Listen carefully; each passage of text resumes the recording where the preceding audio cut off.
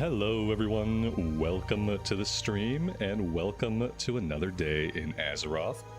Hope everybody's doing well this Thursday. Scary Meggie, Lael, Amy, Wayne, David, Mantar, Kilo, SH, Felix, Mr. Santa. Welcome everybody. Patrick, good afternoon to you. Welcome. Alright. So at the end of yesterday, we went and we took every single quest in Westfall. So let's do a little bit of housekeeping. We're going to do a little bit of fishing, and then we're going to start fighting basically everything. We should be able to sell most of what we have in the inventory. Oof. That's an ominous sign to run into right away. She looks like she had the robes of Erigel. What a shame. Open for business.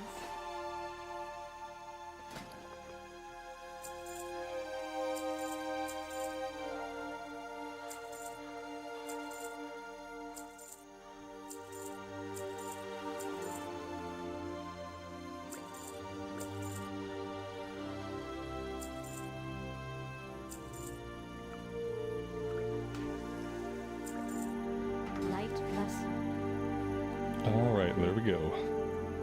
Survive the wetlands run just to die in the Westfall Inn. I guess... How does one die at an inn? Seems like that'd be quite a feat. Maybe they did a duel to the death. A duel to the death is really all I can think of that would result in that kind of death placement. We're gonna run out to the river so we can fish. And we are also going to grab the flight points. Talon, good afternoon to you. Good morning. Hello. Welcome to the stream. See you around. Tudor, welcome to the stream, buddy. Good afternoon.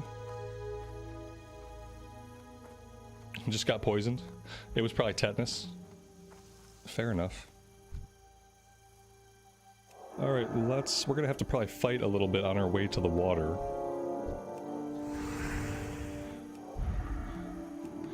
Level 17. No, no, no. No, no, and no. I'll pass on the level 17. We're gonna go north a little bit. And not fight a bunch of high-level vultures. What about you? Level 14. Yeah. What about you? Level 13. Okay, that's more reasonable. Still not really a big fan of the level 14.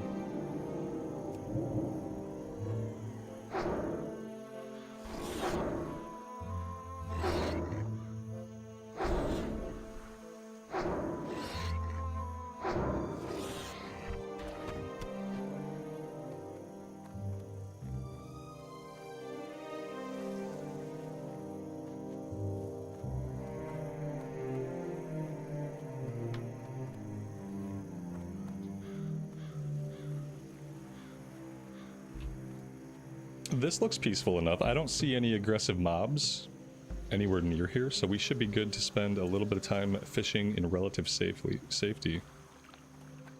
Can we find tide pools yet, or do tide pools, like schools of fish, not show up until later? I haven't seen any. Maybe they're only in higher level waters. Oh, it started to rain. Okay, it stopped raining. Okay, there's a zone somewhere where it's raining. It must be raining in Duskwood. No, maybe not. Very weird. Let's stand right here.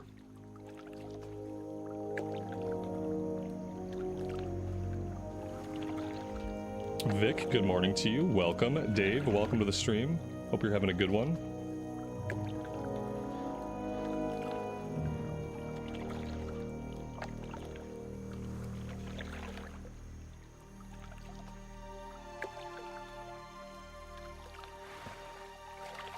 My fish got away. Okay. Let's cross over to... Ooh, I kind of want to cross to Elwyn. I don't know how my fishing is already behind. I feel like 73 fishing should be more than good enough to catch fish in Westfall. I don't really know what they expect. We're gonna have to head further north. Maybe it's because we're technically fishing in Duskwood. We're gonna have to go further north until we can get into, like, the Elwyn Forest area. There we go.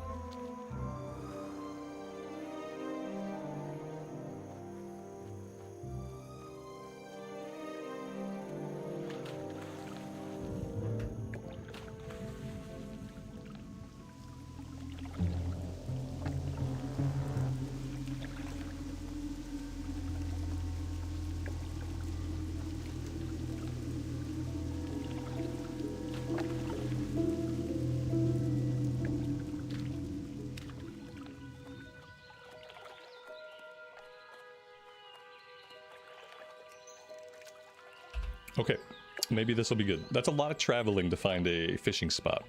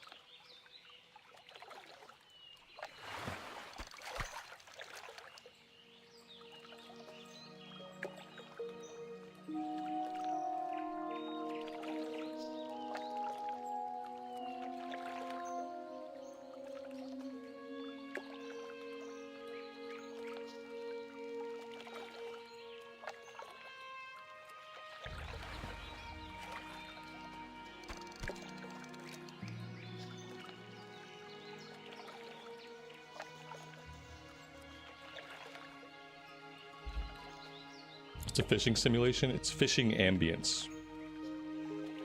Fishing ambience.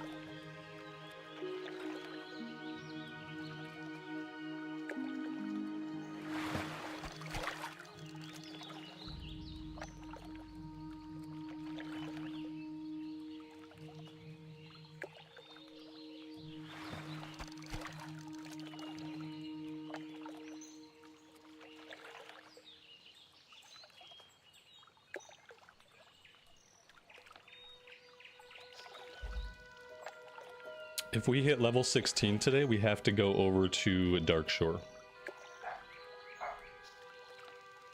I don't think we can really afford to skip it.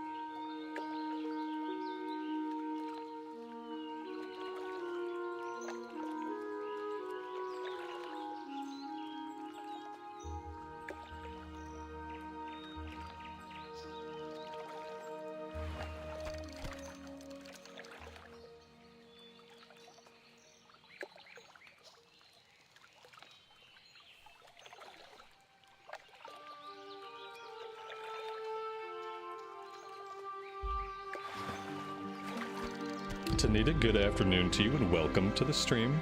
Hope you're doing well today.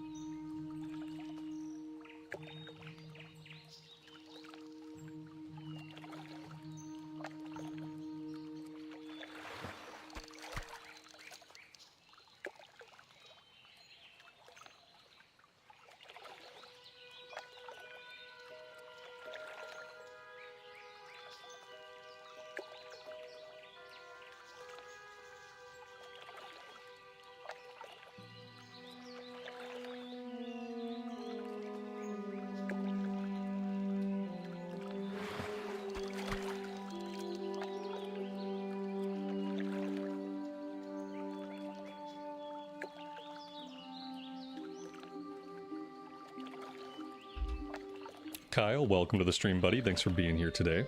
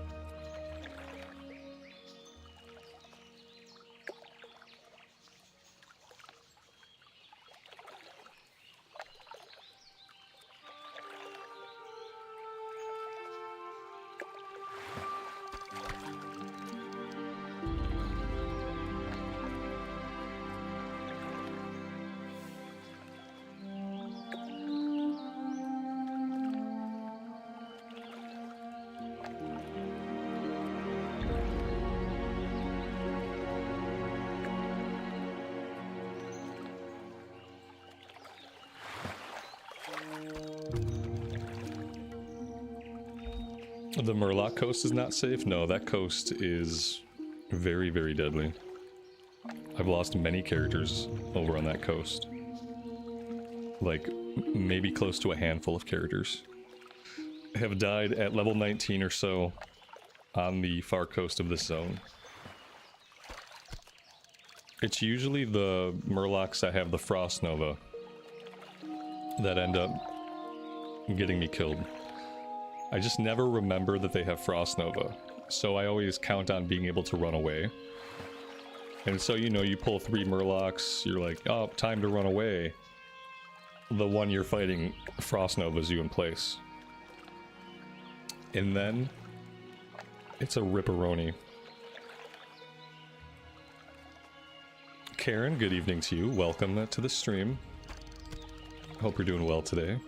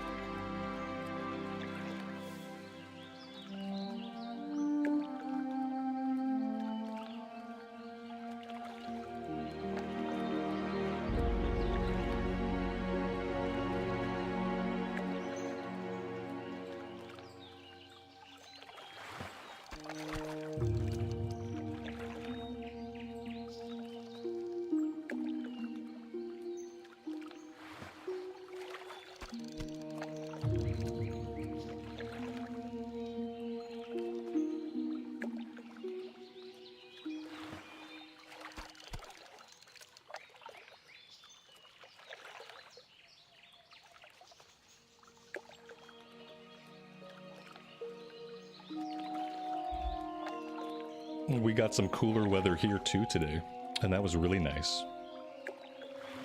My walk was not quite brisk, but there was a nice coolth to the air. Not quite a chill, just a coolth. It's the first time the temperature's gotten into like the 60s degrees Fahrenheit in like the last month and a half. It's been a long time since we've seen 60s. It's supposed to be cool here for a couple of days before it heats back up again a little bit. John, good afternoon to you. Welcome to the stream.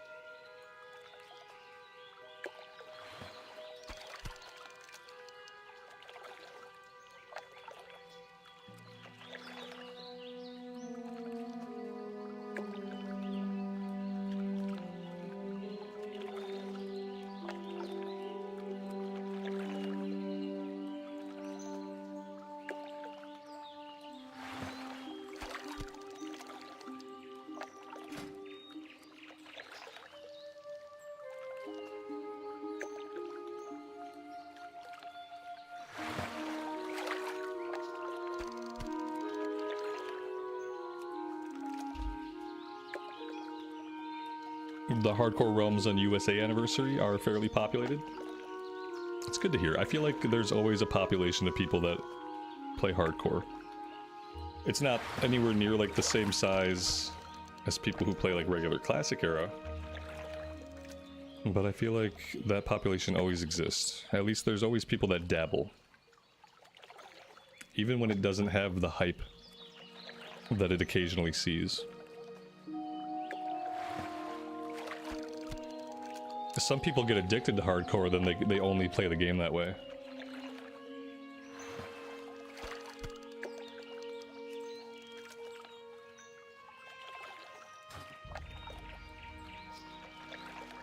Yeah, I can't imagine anybody still plays on like the original hardcore servers, like Skull Rock. I wouldn't think. I would think most people playing hardcore today are definitely on the Anniversary realm.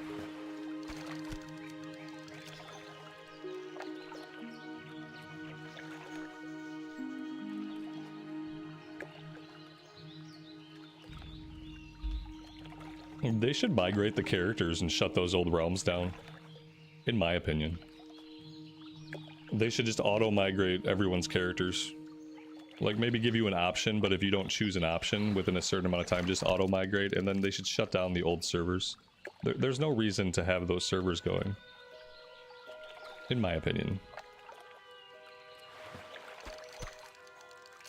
It would suck to end up there. It would suck to, like, start playing hardcore, get to like level 20 or 30 and realize like you're on the old servers that have no players. It feels like kind of like a dummy trap, but not even a dummy trap. You could just not really know or not really be paying much attention and you could end up on those realms. They should shut them down. Kettlebell Chris, welcome to the stream. Happy Thursday to you.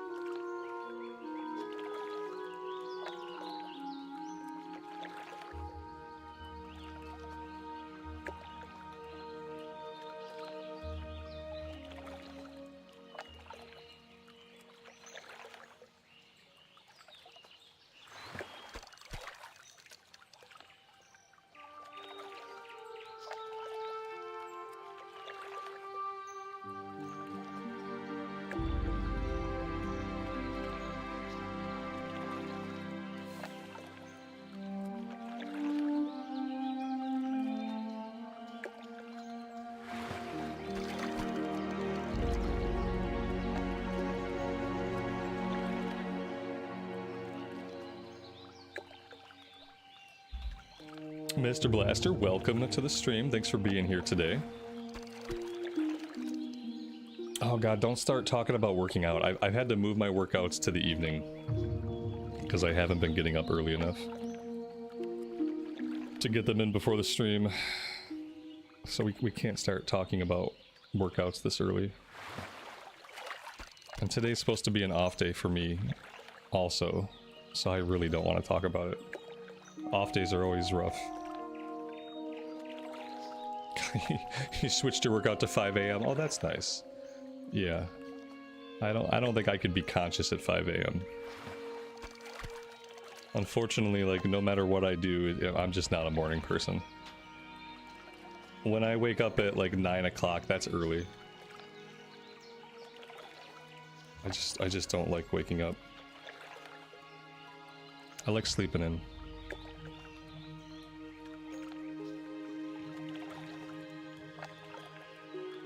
No, it's not for me, like... I had more discipline about waking up when I was in my 20s and 30s. As I get older, I care less. I care less, and I often choose to sleep more. It's not that I couldn't get up. It's just that I choose to sleep.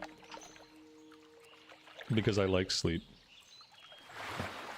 I'm just saying, I'm not trending towards less sleep anytime soon. I enjoy sleep too much.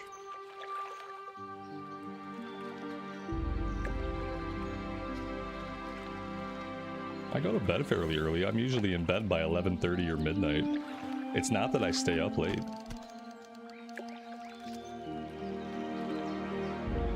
That's what I mean when I say I could wake up earlier. Because I don't stay up super late at all. I just choose not to wake up earlier.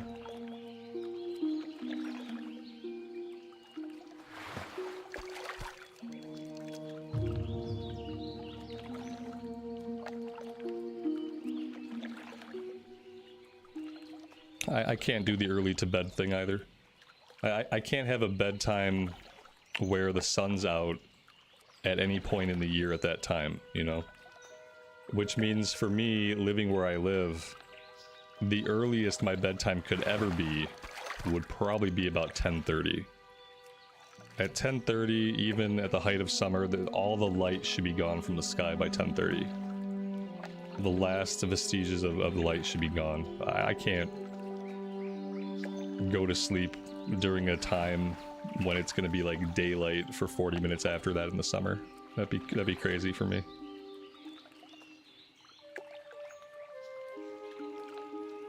You have a 7-month-old? Listen, like, the difference between a 7-month-old and a 10-year-old is pretty vast.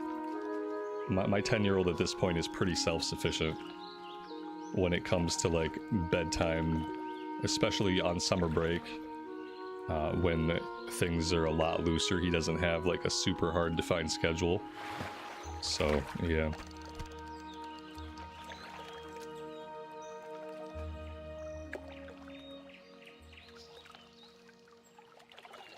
When my kid was 7 months old, I just didn't sleep. I would sleep for like 3 hours a day. 3 or 4 hours a day. I would sleep from 6 a.m. when my wife got up to about 11 a.m. when I had my first work meeting. So sometimes I'd get 4 or 5 hours if I was lucky. If I could get right to sleep when my wife woke up. I was a very bad sleeper when my son was young.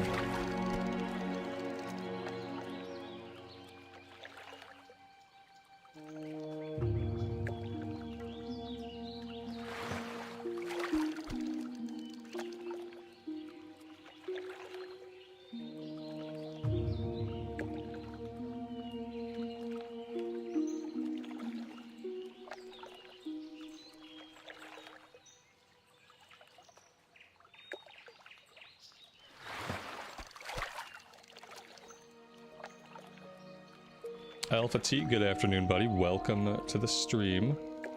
Hope you're doing well today. What's our skill at? We are at 111. Feeling pretty good about that.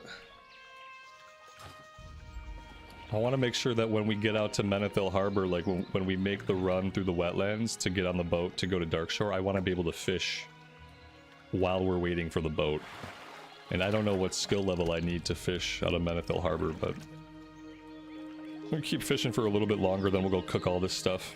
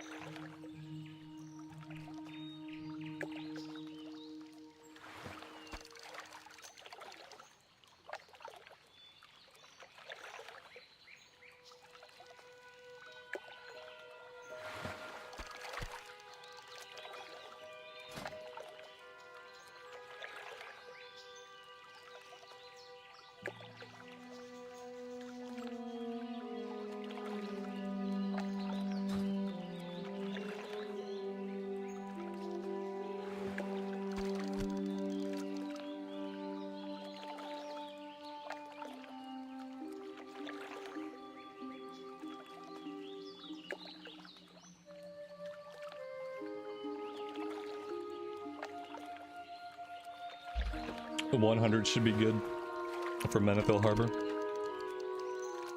Good to know.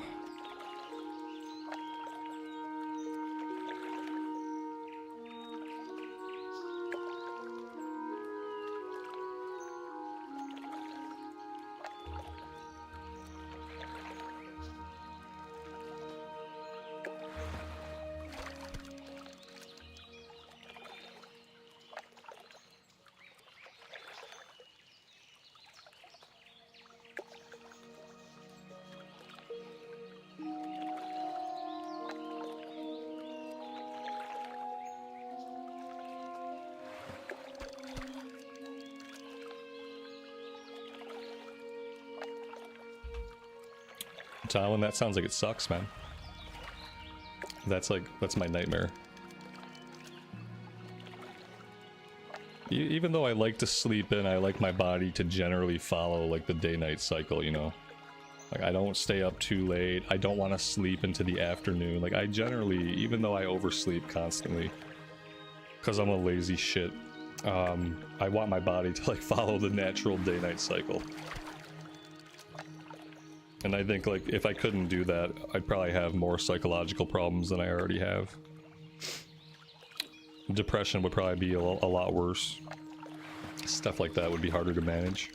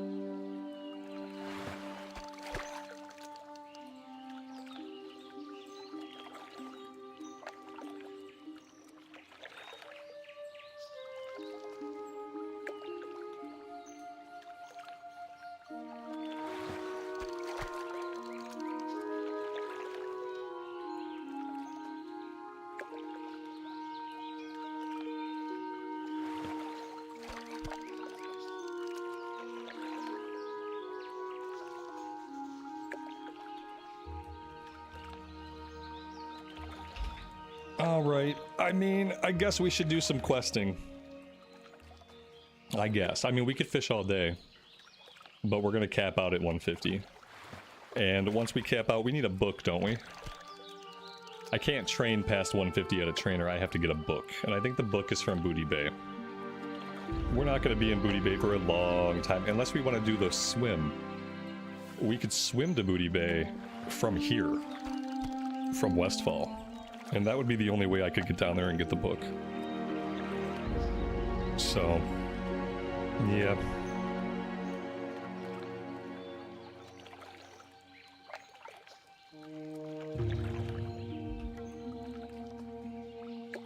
Maybe I will do the swim at some point today.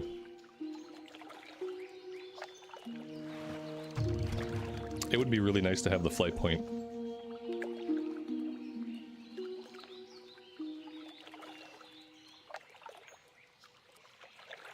No, the swim from Westfall to Booty Bay is safe.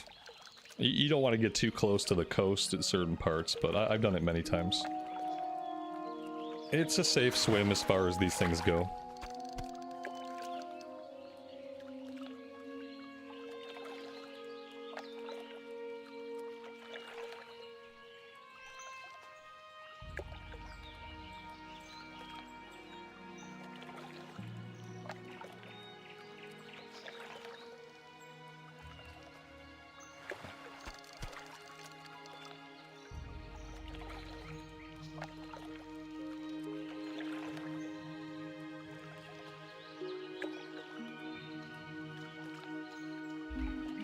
Just fish and chat. That's what everybody tunes in for. Hardcore fishing. Hardcore fishing is obviously where the excitement's at. At any moment, anything could happen. We could even have our fish get away. Or we could catch a fish. You never know.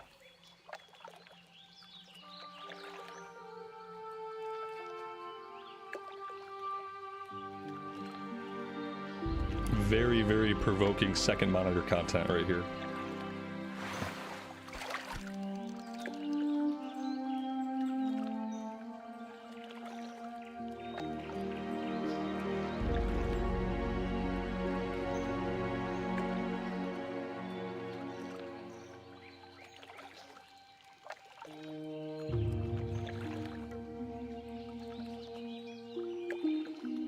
So whenever we do dead mines, after the dead mines run, I think that's when I'll swim to Booty Bay. Whenever that happens.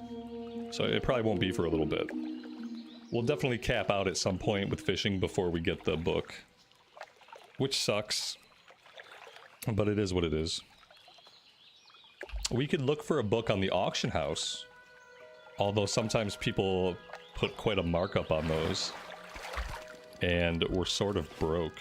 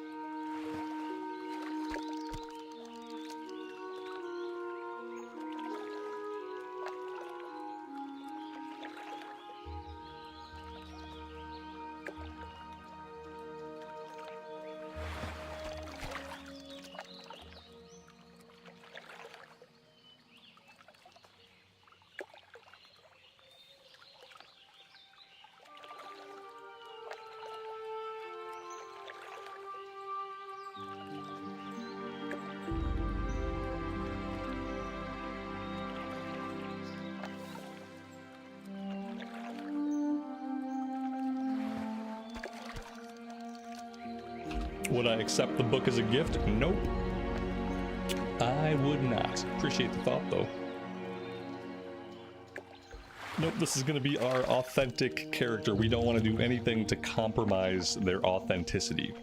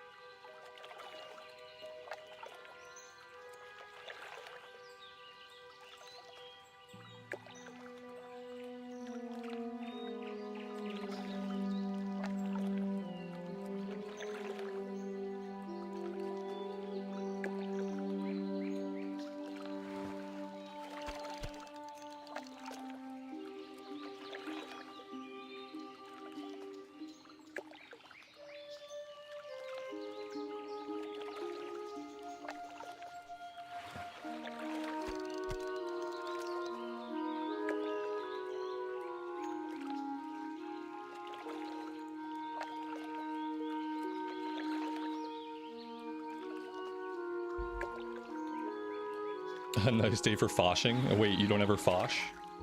I think foshing is illegal in some places. You better watch out.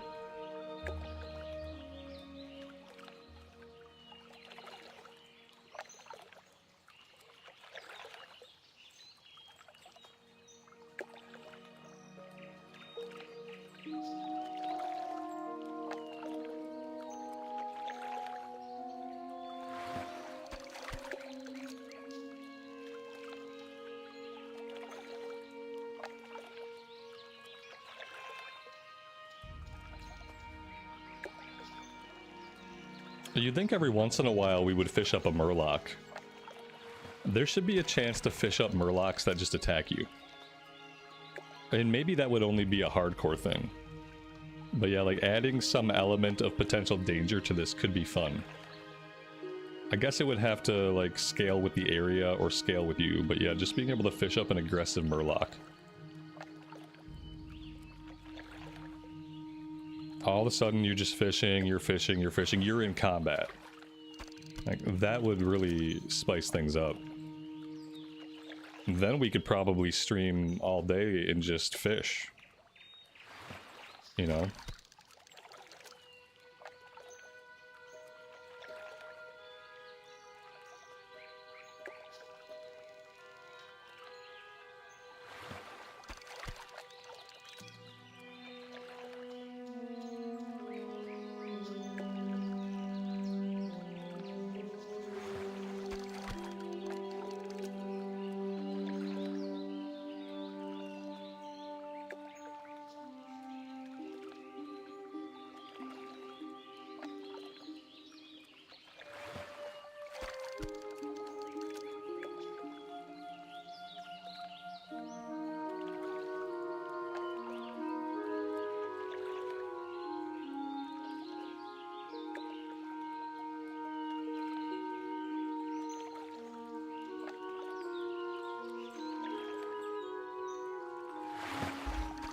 Yeah, I think there's definitely more they could do with fishing. Maybe they do more with fishing in retail, I don't know. I don't know that I've ever fished in retail. But I feel like they could do more with it. I hope that when they do Classic Plus, they look at professions. And they think, like, not only what can we add to professions, but how can we make professions a little bit deeper and a little bit more interesting.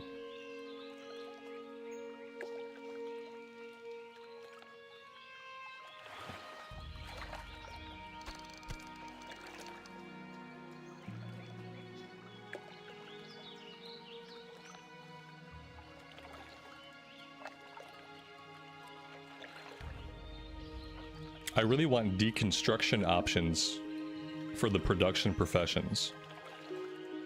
Tailors should be able to break cloth gear down into different types of cloth. Leather workers should be able to break leather and chainmail down into components. And blacksmiths should be able to break down plate and chain into components. That should definitely be a thing. Basically a way for production professions to disenchant gear into the material components.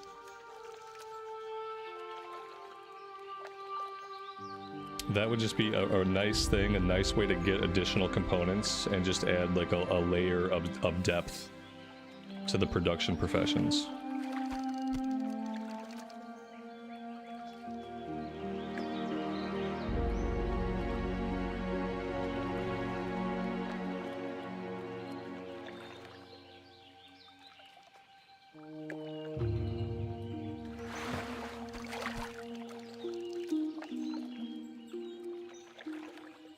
First step, let us learn all the professions. I think definitely increasing the profession cap. I don't know if we should be able to learn all the professions. You could make a case for it. But I think the amount of professions you can grab needs to be increased. Like, let's just double it. For starters, we could double it. And you can take 4 primary professions. That would be really cool. Do I get a high ping while playing on EU? No, I don't get any ping. If I got high ping, I wouldn't be playing on EU. You know what I mean? Like, for what I do and how I spend every day. If I got any kind of ping that was ever noticeable at all, I wouldn't have switched all my gameplay over to EU, because this is kind of my job. Yeah, latency, I got 126. Usually it's 111 to 126. Everyone should be able to take all the gathering stuff. Yeah, definitely maybe having all of the gathering professions. And then picking a certain amount of production professions. You could be maybe 2 production professions, and then you can gather anything. Like and that what that's gonna do though, it's gonna have an impact on the economy, right? What is the impact on the economy? Well, maybe it's more materials flooding the economy. Maybe then like stuff is not as valuable. I don't know. There would definitely be like big economic repercussions, all of which we might not be able to foresee. And I think the main thing would be, it would never be a seller's market. You probably would never see high gold cost on the auction house for materials you can gather, because so many more people would have access to those gathering professions. You'd consider 110 MS for high ping, then you're so stupid that I have to ban you from this channel. If you actually believe that, and it seems like you do, then you're so dumb, and you have such a fundamental lack of understanding about the internet that I just have to ban you and never hear from you again. Because you either are that stupid, in which case I don't want you here, or you're a troll, in which case I don't want you here, or you're a child, in which case I don't want you here. So goodbye.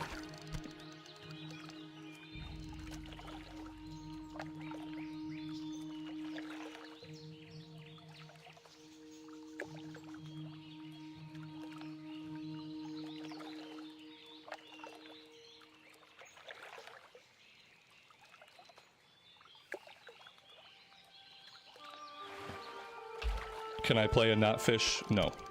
I will fish for exactly the amount of time I want to fish, and I will not cut my fishing short of that by a single moment. That's what I'm gonna do. I'm trying to cap it out at 150. That's been my goal.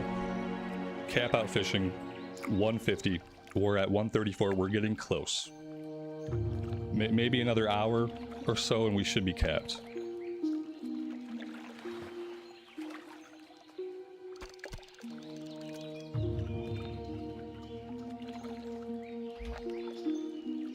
The banhammer was extra swift. I have no tolerance for abject stupidity that even once it gets corrected, it persists. Like, you have one shot at being abjectly stupid, and then if something gets explained to you, I expect you to then not continue to be abjectly stupid. So I don't have a lot of patience for it.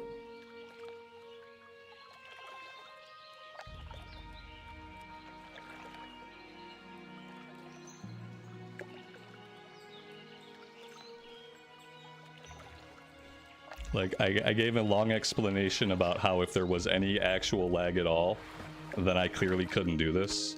And the guy was so dumb that he still persisted that it was a high MS. That's why he got banned. Not for his initial question, which was legitimate, but the fact that I answered it fully and completely. I gave him background information, and then he still persisted to be dumb as fuck. And at that point, you have to go.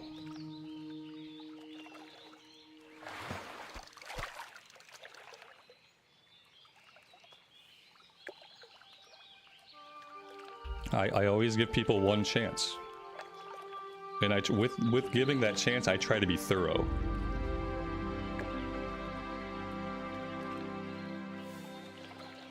Guitar Junkie, good afternoon, buddy. Welcome to the stream. Hope you are doing well today. You've managed to make it in time for the fishing hour.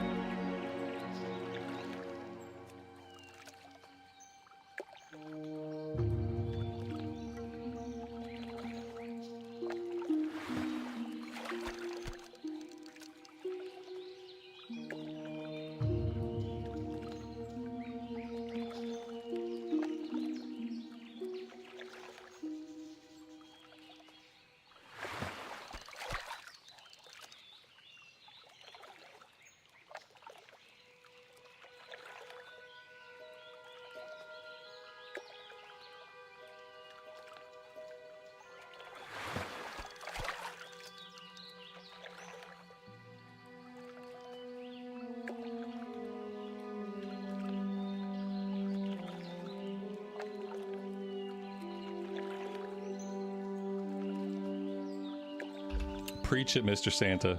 Preach it. In ESO, you can do all professions, but you need to spend the same skill points you need for combat skills. So you basically choose whether you're going to be a combat-oriented character, or you could just lean into crafting. From what I've seen of the ESO gameplay, the game might be much more enjoyable if you just lean into crafting and focus on that. Because the combat is bad. Maybe the professions are more fun.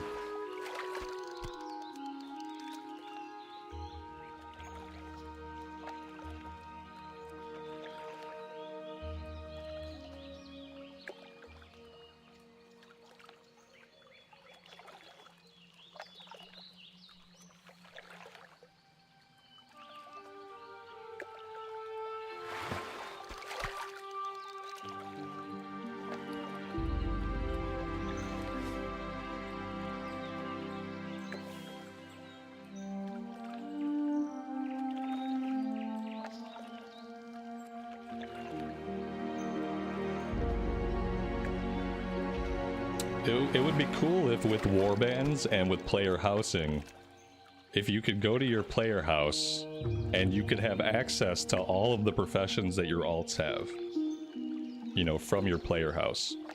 Either by interacting with them, like maybe your alts actually hang out like at your player house and you can interact with them to use their professions. Or maybe you just pull up a menu, or maybe you go to like an in-game thing, like an anvil or a spool or whatever you would use for tailoring. But it'd be nice if you, like, let's say you have a bunch of professions leveled across multiple characters, if like one character could access them all by going to your player house. That would be neat. That would be neat and encourage probably more people like me to play professions. But professions in retail make zero sense to me, so maybe not. They'd have to dial back and like simplify the professions again, because they're very complicated.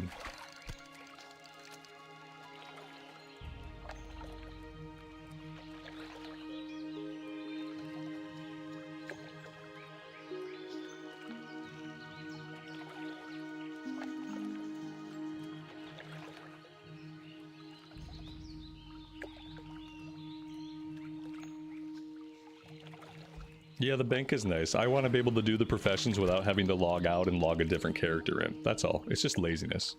Like, sure, you could say that you could just log one character out, log the other character in, do the professions, and switch back. I want to cut out all that logging in and out, and just have it all accessible from one character, from any character. Whichever character I happen to be on, they should have access to all of my characters' professions.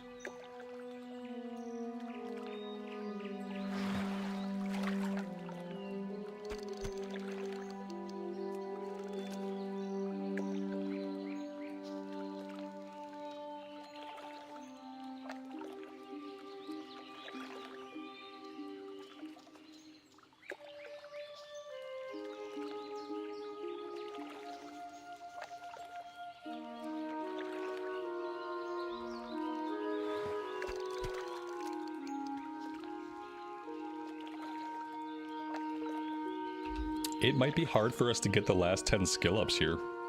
We're at 140. Which is pretty good. We have a lot of stuff to cook. I may head back and do the cooking. We got 141. Maybe it is possible.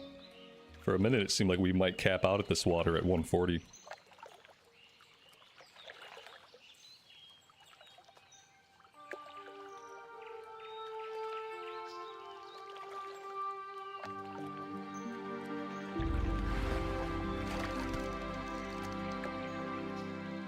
I wonder if they'll introduce professions that are related to player housing. Like carpentry, sculpting, stuff where you can make furniture, stuff where you can make decorations. Like weaving to make tapestries and stuff, carpets.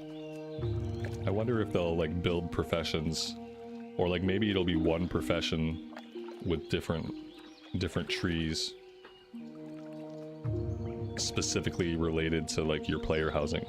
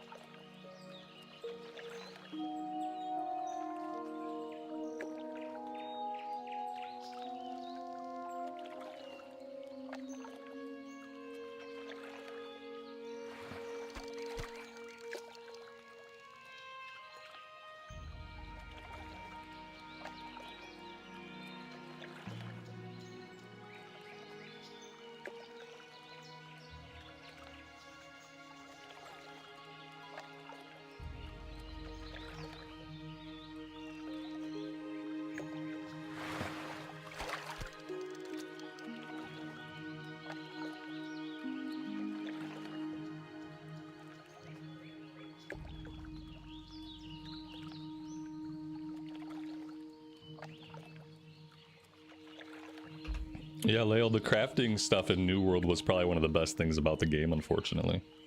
I enjoyed the crafting too, just the idea that I can go out and gather whatever.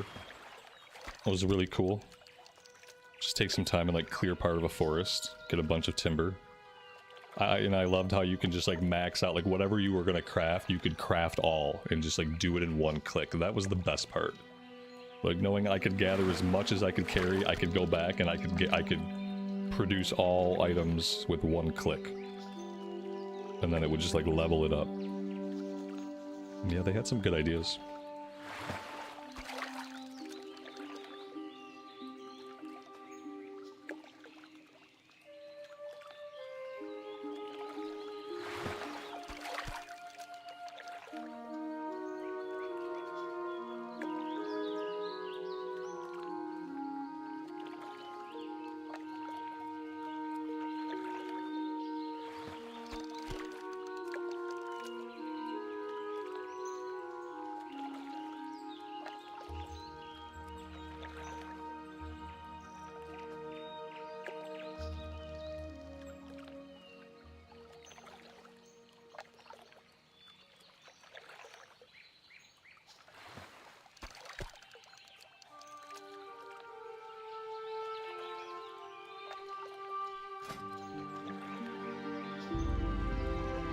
Alright, we're gonna finish this cast, and then we're gonna go back to town, and we're gonna cook everything.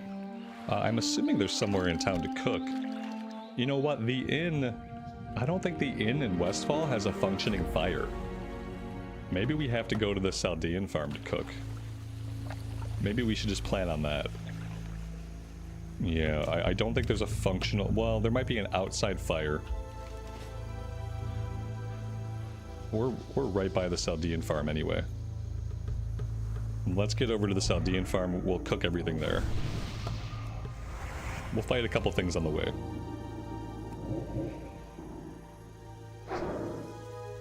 They have the outside fire close to the flight path. It turns out we're apparently closer to the Saldean farm anyway. Because of all the traveling I had to do to find a nice cozy fishing spot.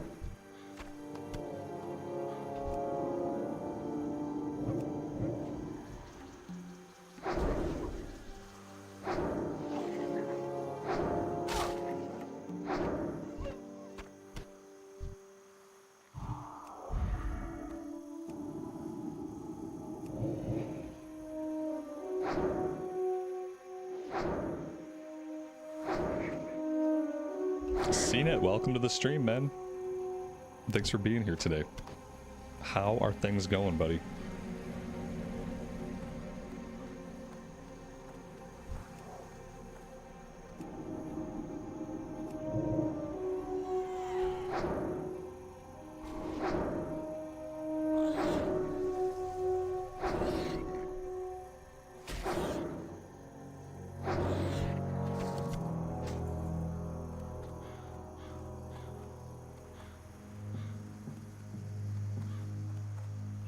We will cook anything we can so long as it's green. If it goes gray, then I'm just gonna vendor it.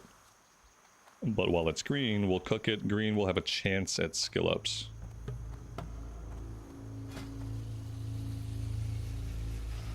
We have a lot of small fish. Let's do the boar first.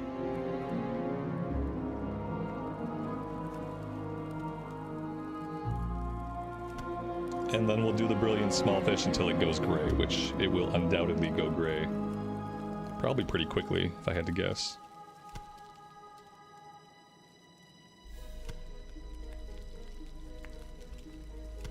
Oh, that's right, you guys are going into the raid tomorrow. You have enough people ready for the raid tomorrow?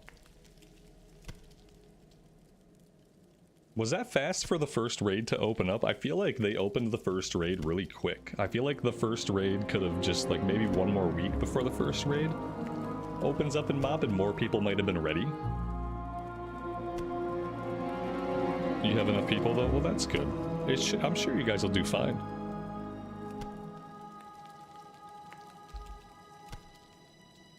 Yeah, 10 days after launch. It's a really short amount of time for people to hit cap and get adequately prepared, I feel like. Unless you're playing like, you know, 5 hours a day, which some people are, some people can't.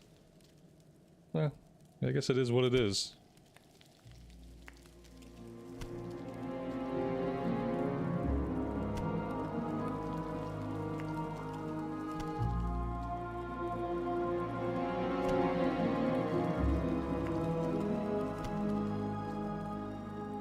I guess I don't know what the typical amount of time was. Like, I don't know how long it was when Cataclysm dropped. How long before the first raid in Cata was open. I feel like it was also pretty quick. I remember the first time we tried to raid in Cata, nobody was ready. It was a complete shit show. We were wiping on the first trash. It was really awful. For raids that I had done in my past, like hundreds of times with my old guild, like it was really awful to go in there, like the night that it opened up and nobody was ready and we were just getting killed by everything. I was like, yeah, maybe raiding is not for me. I don't think I have the patience for this level of inadequacy. It's usually 2 full weeks. 2 full weeks, like that extra 4 days makes a huge difference. You know what I mean? At least, especially like emotionally and mentally, having those extra 4 days helps out a lot. 10 days is too soon.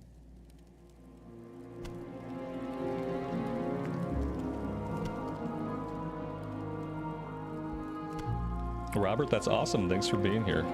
I appreciate you hanging out with the stream.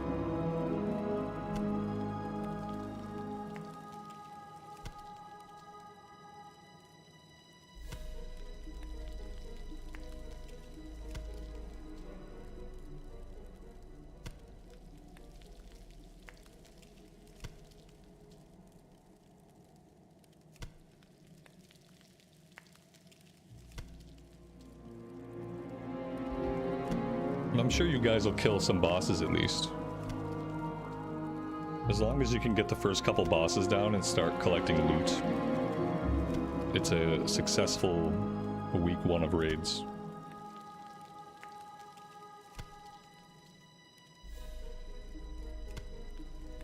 Yeah, the Celestial dungeons are going to have all the raid finder loot, so they're not going to be easy though. They're actually going to be a challenge, so people will have to step up their heroic 5-man game a little bit. But yeah, they should be getting raid finder equivalent gear out of those, which will help out a lot for like a normal raid.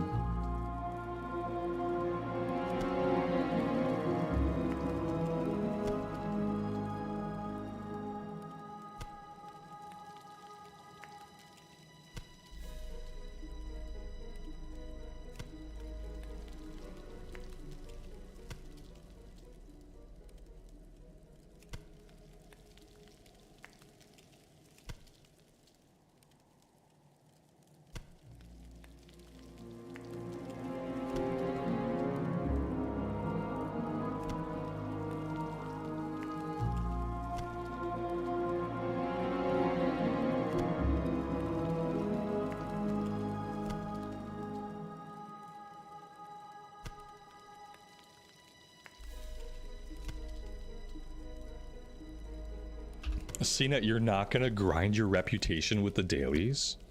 Uh-oh. Ruh-roh. Don't expect anybody else in the guild to either then.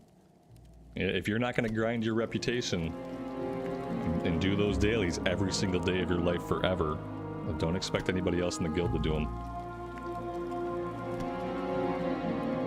Which classic edition would be better to play? It's complicated. If you like classic era, then I would recommend the Anniversary Realms, because the Anniversary Realms are going to move forward into the Burning Crusade expansion sometime in the spring of 2026. If you like classic era and you only ever want the 1 to 60 content, then the classic era realms stay at the 1 to 60 content. If you want a version of classic that's almost retail, then you have Mist of Pandaria Classic, which now exists in the Mist of Pandaria expansion. Very retail-esque without a lot of the bells and whistles that retail has. But yeah, if you like the classic era experience, but you're interested in seeing like the Burning Crusade expansion, potentially the Wrath of the Lich King expansion, then I would say you want to go on the Anniversary Classic Realms. That's where we're doing gameplay. Like, this is an Anniversary Hardcore realm.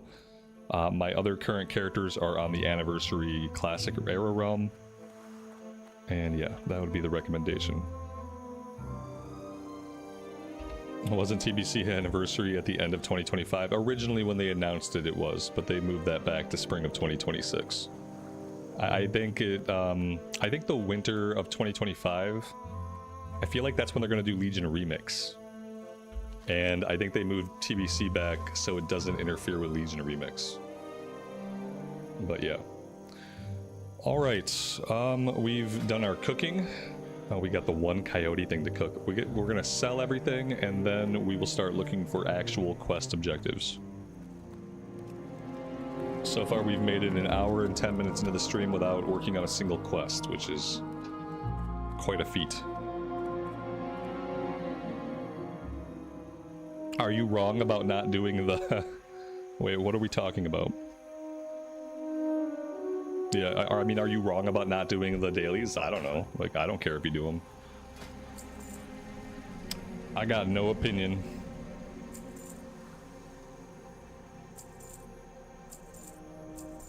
Listen, I'm not going to do the dailies either. Listen, I'm not even playing the game right now, so, you know, how am I looking?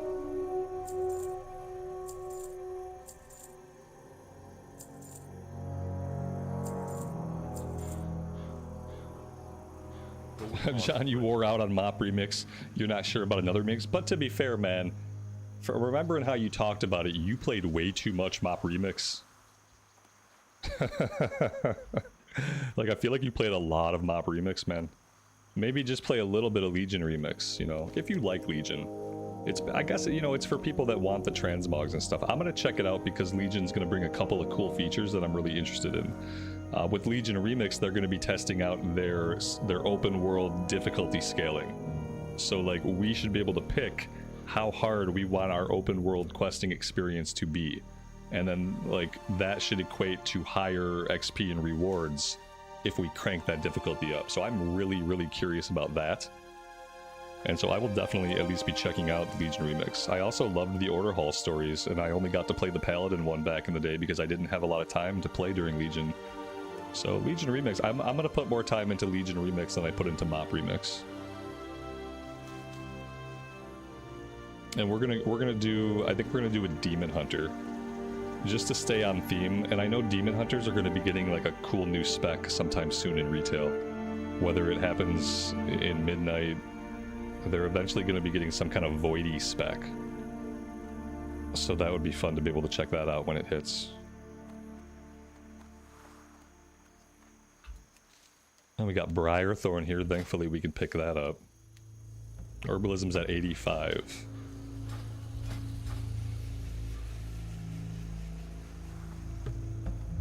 I'm hoping that for Legion Remix we don't have to deal with gems. I think I don't want to have to constantly regen my gear. I also don't want to have to upgrade my gear every 10 minutes. I think having like heirloom sets, like some kind of heirloom pieces that kind of scale with you would be good for a remix event.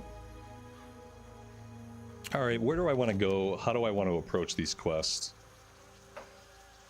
Let's head over here and just start working on the stew. We have to work on the livers, are always hard to get. And then we're also looking for the bags of oats.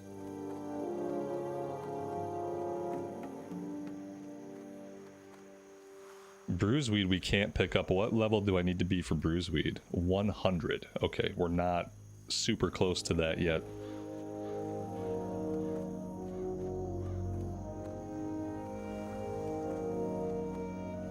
I mean, the Celestial gear from the Mop dungeons, that should be really good for normal rating, because it should be really close to normal rating item level.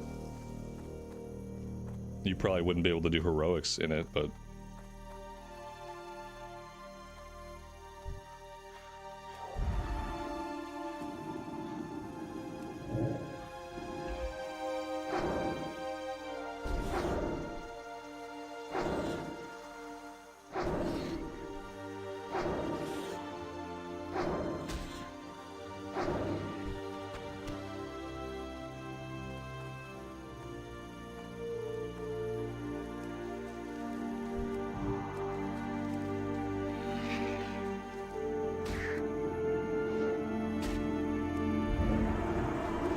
It's not 100 dailies a day, is it? How many dailies do they really expect you to do a day? Does anybody know? I don't think it's 100, but it reminds me of Legion feeling like I was supposed to log in every day and clear the entire world map of World Quest, because in Legion that was kind of what you were supposed to be doing every single day. And there were a lot of world quests. Fire circle buff? What's the fire circle buff? What are we talking about? Oh, you're talking about inner fire. Okay. It's called inner fire.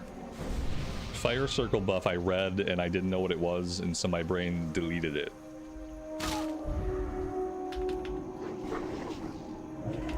Matt, good afternoon and welcome to the stream. Thanks for being here today.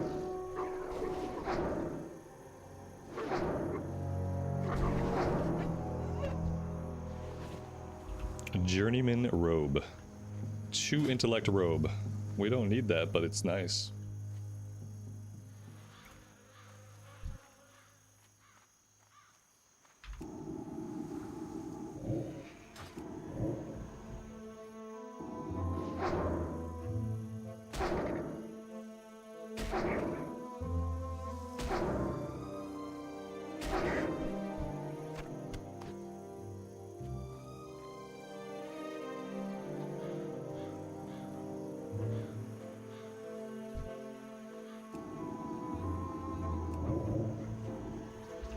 Well, even in Cataclysm, running heroics got you rep when you put on the tabard, you know? Like, that was typically how you did it. Is you could throw on a tabard in Cata, and if you needed rep with somebody, as long as you could buy the tabard, then you could just grind the rep out doing heroics.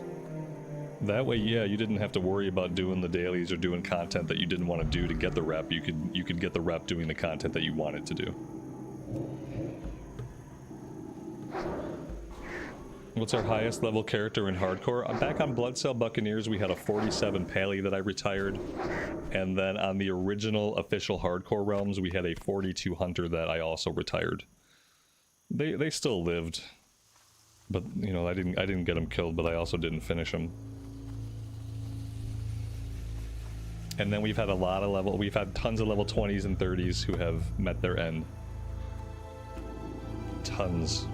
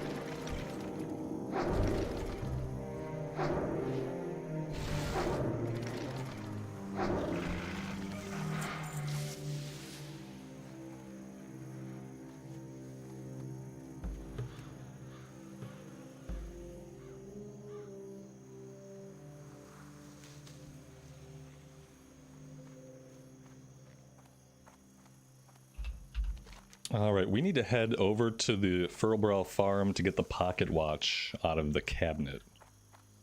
I'm gonna make my way in that direction.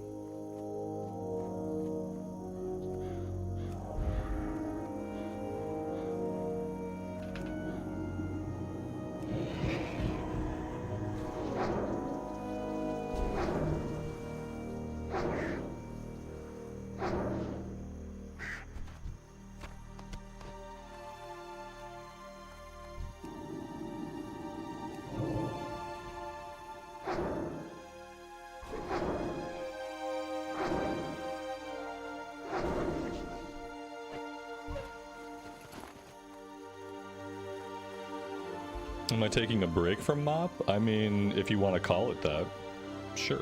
Let's call it that. I'm taking a break from MOP. I honestly don't know if I plan to play MOP. I wasn't having a good time on anything I did leading up to MOP. I wasn't having a good time playing MOP, and I don't know if I'm going to play MOP. I wasn't having a good time, you guys weren't having a good time, and it was just kind of bad. Yeah, I'm gonna play a little bit of retail when the new patch comes out. I'm gonna do some weekend days in Koresh, and I'm gonna do some Season 3 Mythics because I really enjoy Mythic Plus. And it's been since Dragonflight Season 4 that I've been able to do that. So I think I'm gonna use the time that I would have spent on MOP, and instead of doing something that I'm not having fun with, I'm gonna work towards doing something in retail that I know I have fun with. And so yeah, I'm gonna start taking a couple days a week after Koresh is out to play some retail, and I'm just not having fun with MOP, so I don't really want to force it.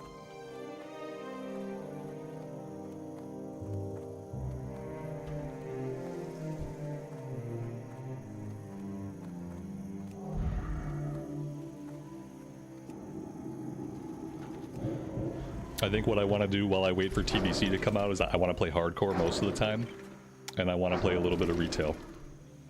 And those are the two things that I'm really interested in right now. I want to play hardcore anniversary, level up some anniversary characters prior to TBC coming out, and I want to play some retail, do some mythics. So that is my plan. Doing stuff that I know I love.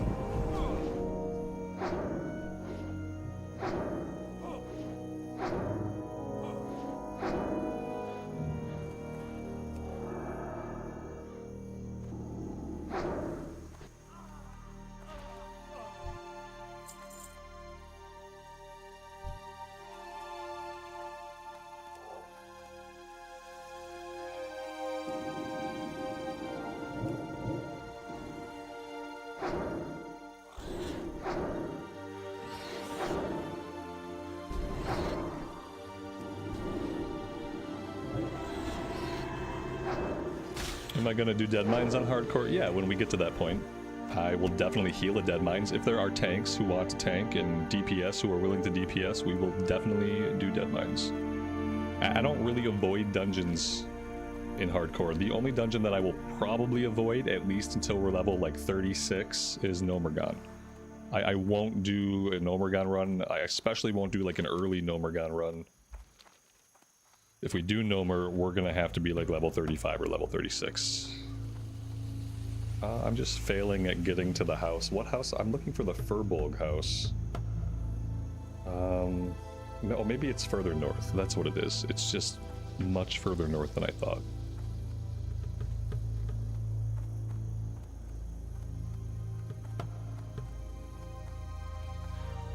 This is the perfect server time of day to be hanging out in Westfall. Absolutely peak vibes. Sunset in Westfall. Absolutely gorgeous.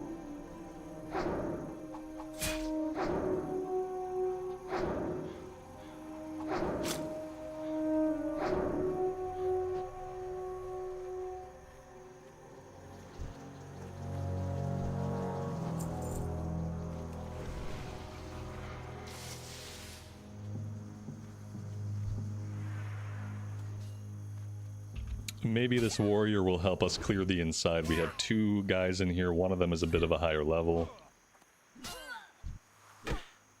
And so maybe he'll help out with that.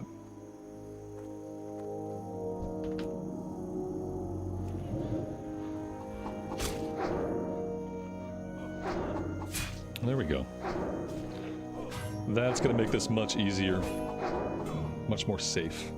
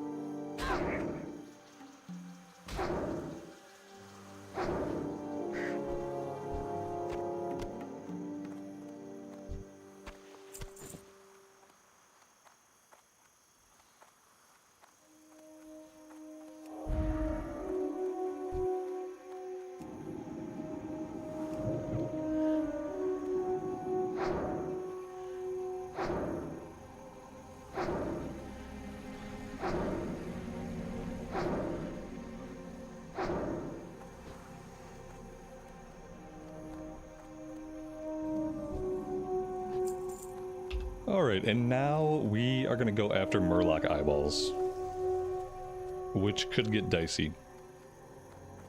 Depending on how many other players are here, depending on how many runners we attract.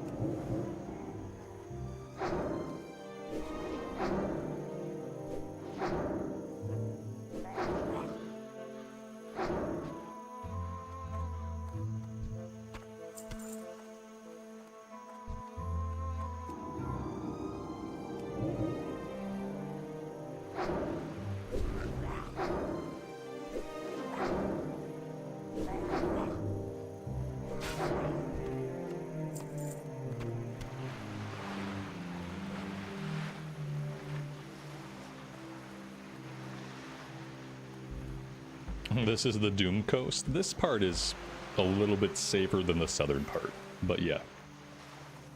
Well, this part is relatively safe. It's really like when you get down here that it gets dicey. This is where I always die, down to the south.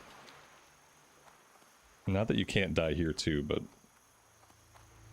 the guys up here are a bit of a lower level. We are waiting on respawns. It looks like those 2 players that we buffed cleared out everything here. We will kill the crawlers for a little bit. Wait for the Murlocs to come back. Now we have to make sure that we find the recipe for the clam meat. These guys are going to drop it too. Okay, let's see. Do we have anything for that? Boiled clams. We got boiled clams.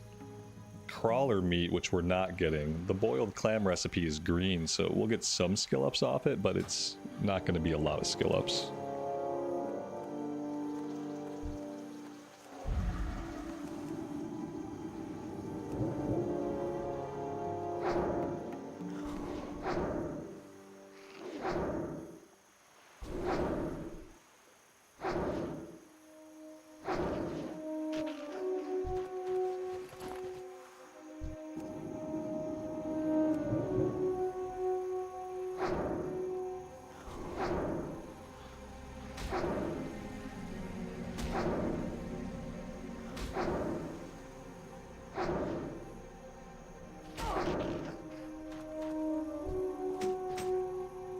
We found a Gypsy Buckler of the Boar.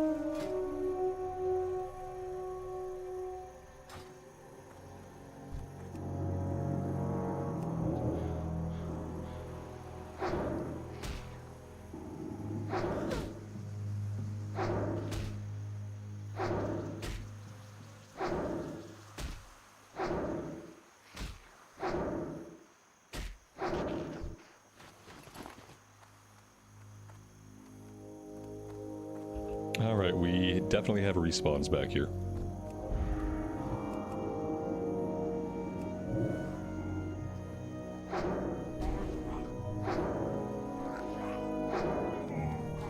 Here we go.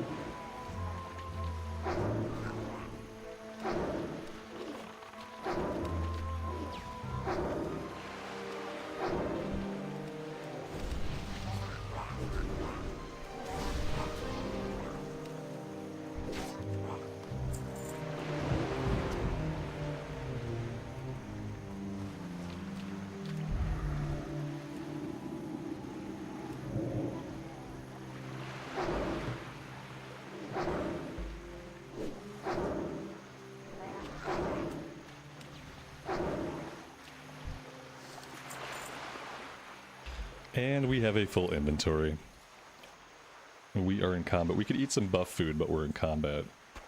For some reason, we have an add-on that opens our stuff automatically sometimes. Actually, maybe I don't have that add-on enabled in hardcore. Maybe that's the problem.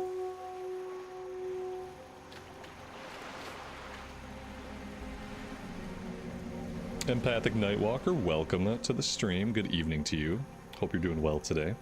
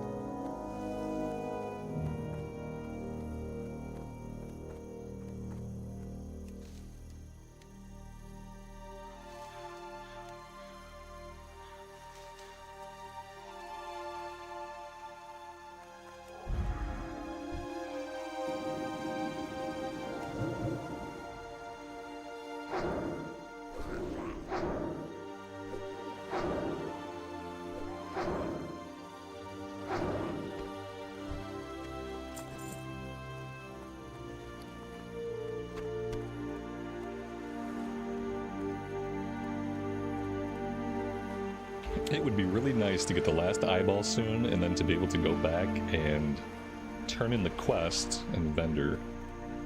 Then we would actually have some inventory space.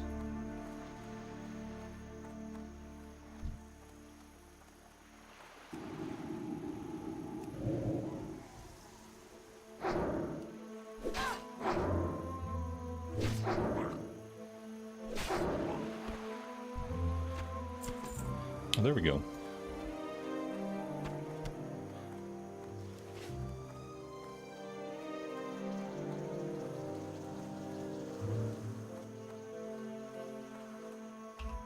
We still need a bunch of Gore-Tusk liver for the other quest, but we're going to go back to the Saldean farm, turn this one in, get all of this stuff out of our inventory before we try to work on anything else.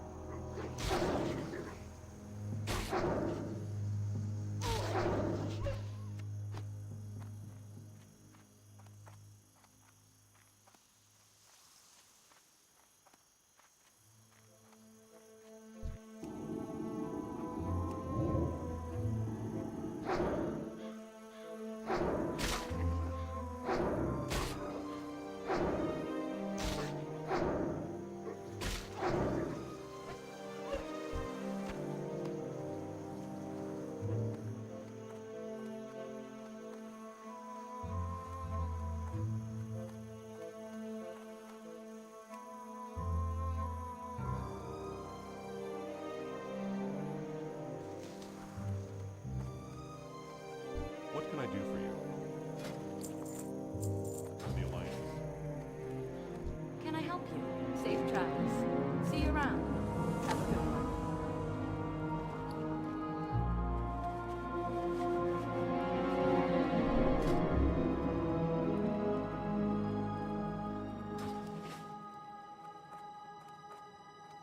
Greetings.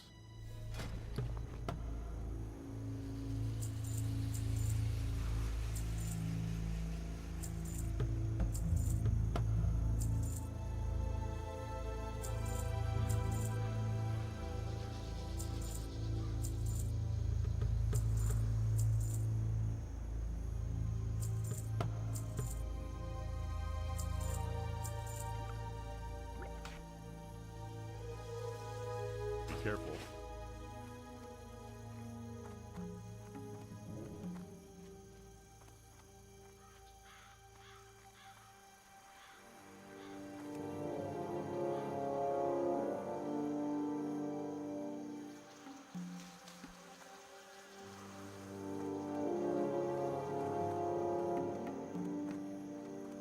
Alright, now we're going to go after the Gore-Tusk livers, and we need to find a couple more hands of oats.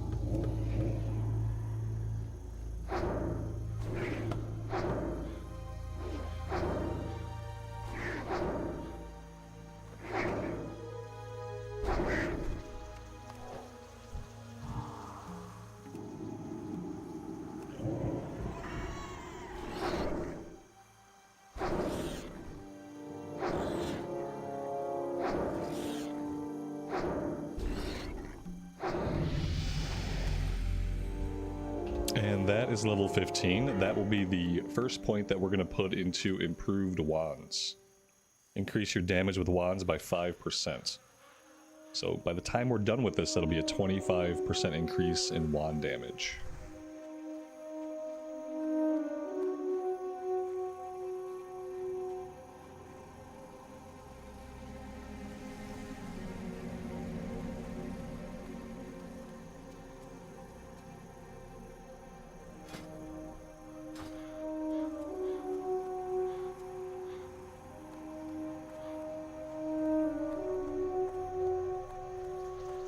CNET, you are 3 days too late for these wand puns. Shameful, sir. Absolutely shameful.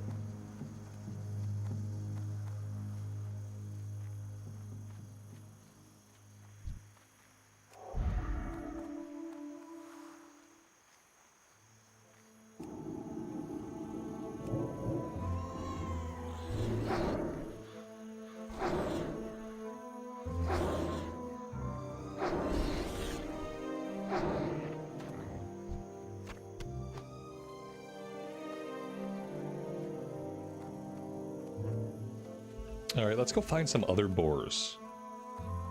Well, the boars over here don't seem to have a lot of livers. I don't know if that's like a local problem.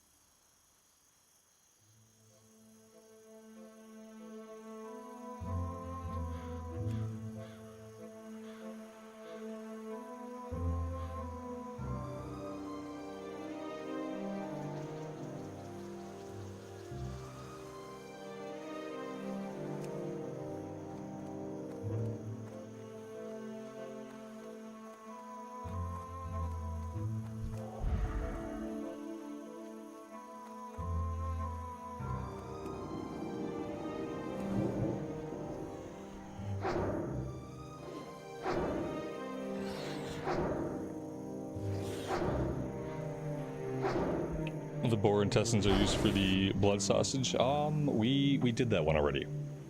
Yes. Yeah, I think we did that one.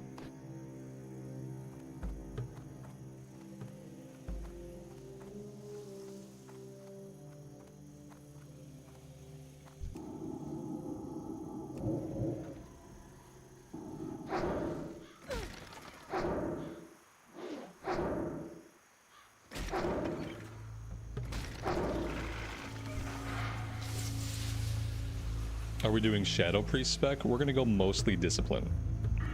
For hardcore, Discipline is best. At level 42, we could do an off build. We can do like a Shadow off spec with dual spec. But basically, like, until you get Shadow form, It's not really worth it.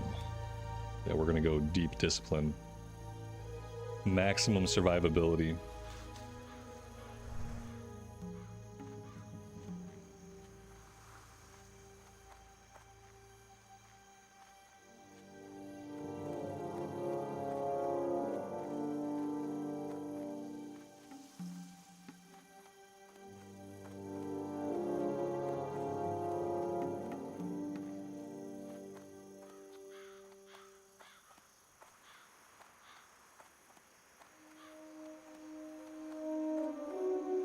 This is the last handful of oats we need. Let's go turn these in. That'll get some stuff out of the inventory. I think they also give us a bunch of junk by way of quest rewards that we'll have to vendor.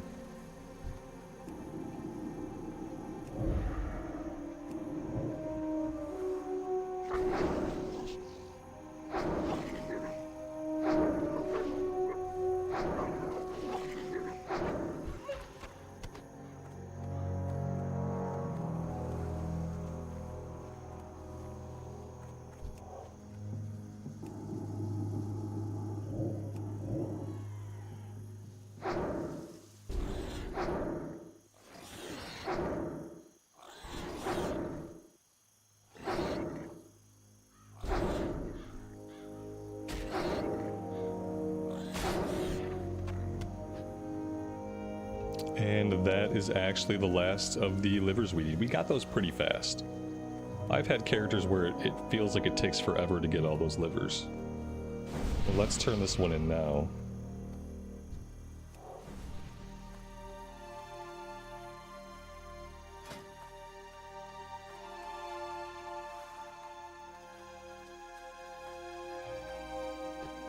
Hey there. Farewell.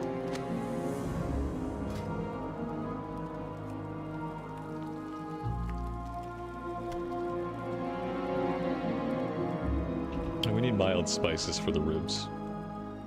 Mild spices for the ribs, and we need spring water for the boiled clams. Need help?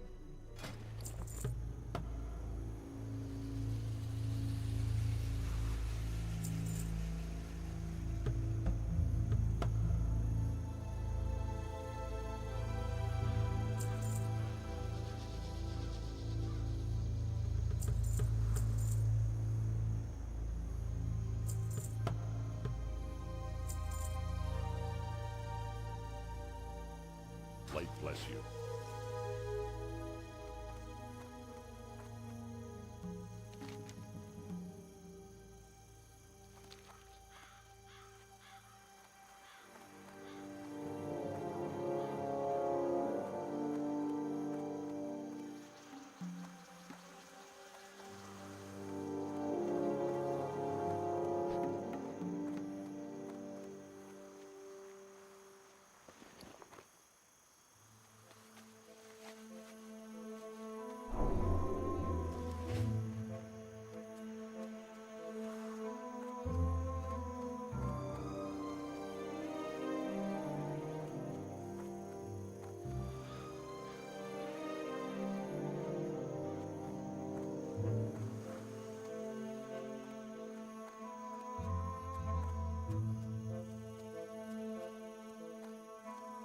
You need something? Have a good one. Hey there. Have a good one.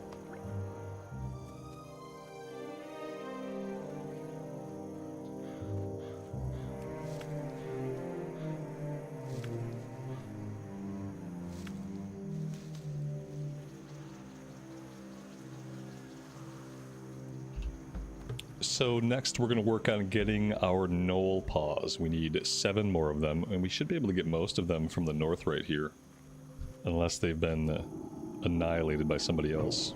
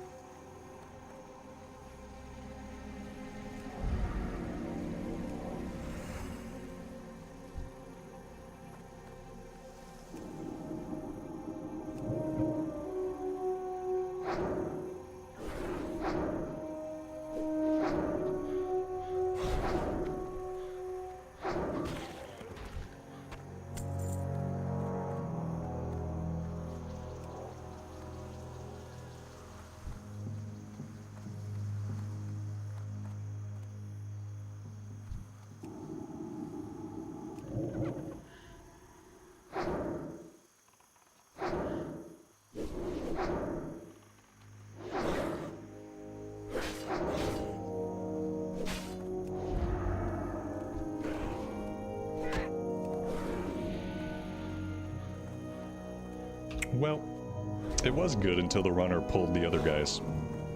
We are gonna have to leash this. We're gonna have to, well, we might not have to leash it, actually. Let's not leash it. We leashed one of them, let's kill these two.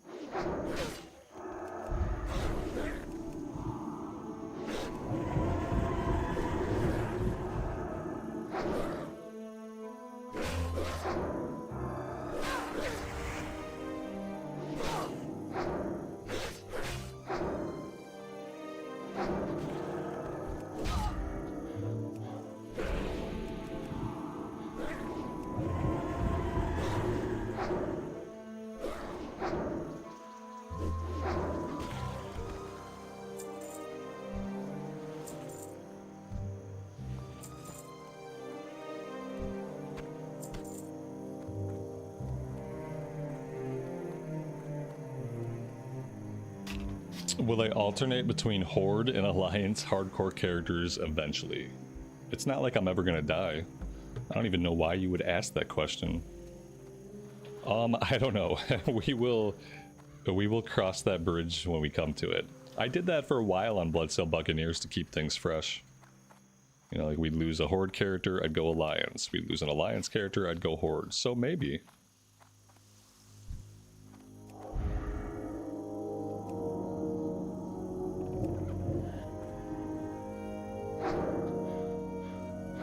You mean once I hit 60? Obviously, yeah. Mm-hmm.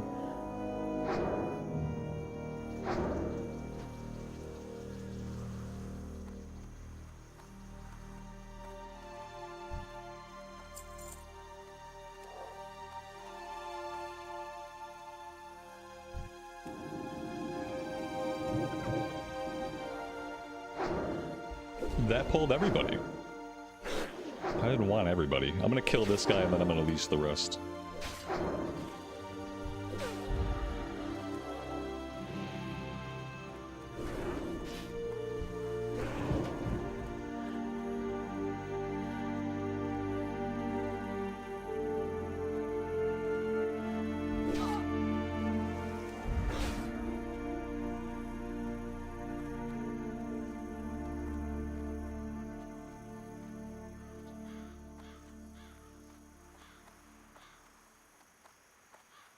We might have to do that one more time.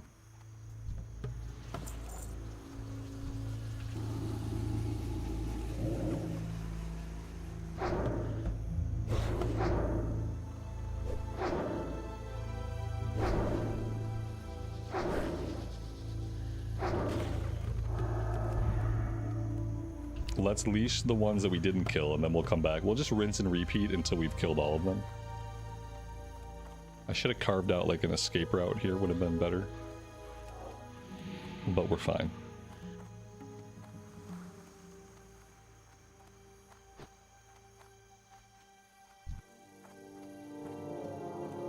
There we go.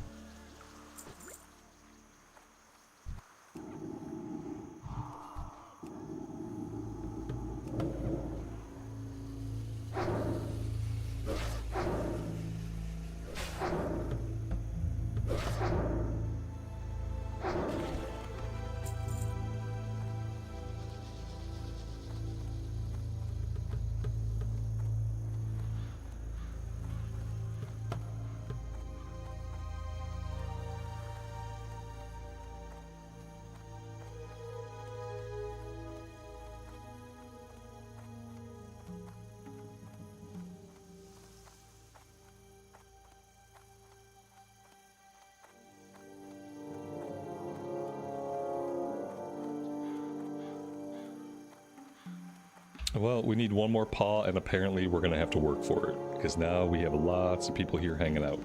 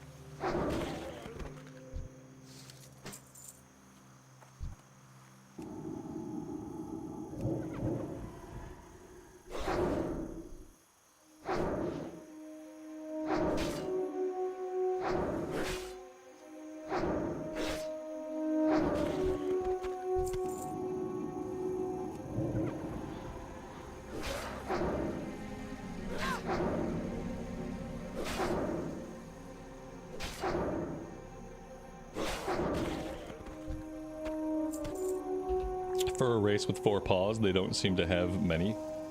We can only loot the ones that spontaneously fly off their bodies as we fight them. Yeah, we don't have any tools to, like, saw off their limbs. So the only way we can fight one is if somehow in combat, like, it breaks off and falls off to the ground, then we can loot it. That's why we loot so few of them. We didn't bring a bone saw with us, so we don't have a lot of options. Ideally, the gnoll we kill has killed another gnoll and has kept a paw of that gnoll as a trophy, and then we just take that paw off the gnoll that we killed. Ideally. So they need to be disarmed in combat? Yes. And we can be very disarming. That's why we loot some of them.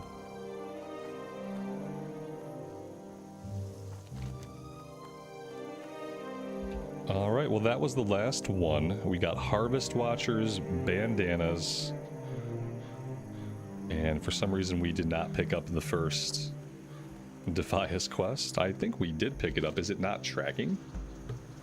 It's just not tracking. That's so weird. Okay, either way, I think we could head south now. We could head south, or we could go into the Jangalode mine. We can definitely get the Defias we need and the leather bandanas in the mine. And we're right by the mine. So maybe we just do that.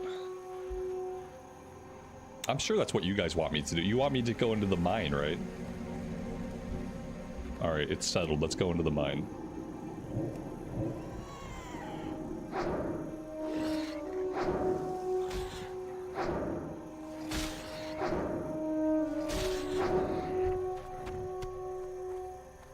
Should have enough inventory space, 16 available slots.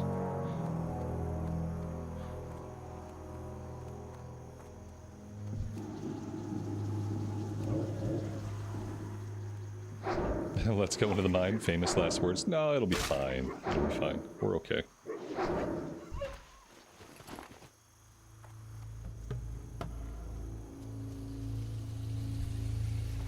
We'll fight as much as we can on the outside of the mine. Like, we don't have to delve the whole mine. If there are respawns outside, we'll fight those.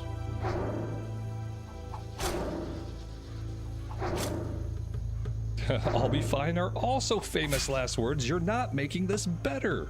Oh. Sorry about that.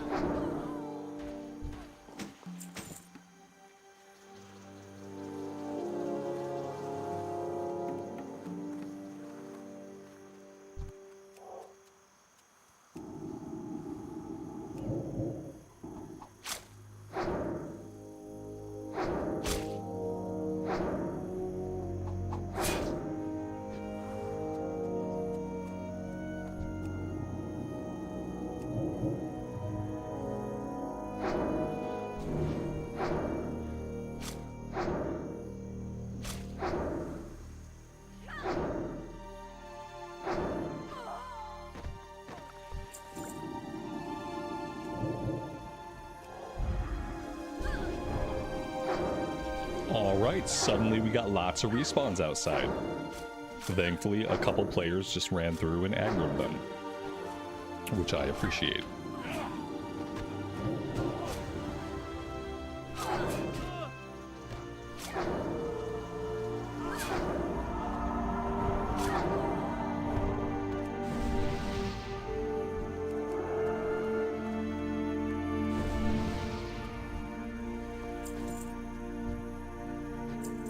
And we got some buffs out of the deal.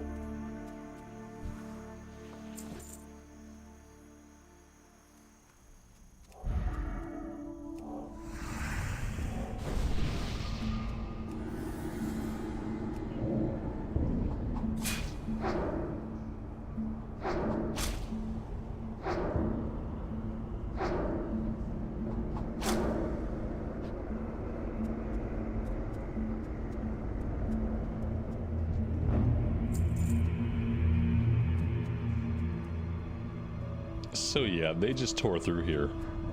We're probably not going to find a lot of mobs here till they start to respawn. And we probably don't want to be in the mine when that starts to happen.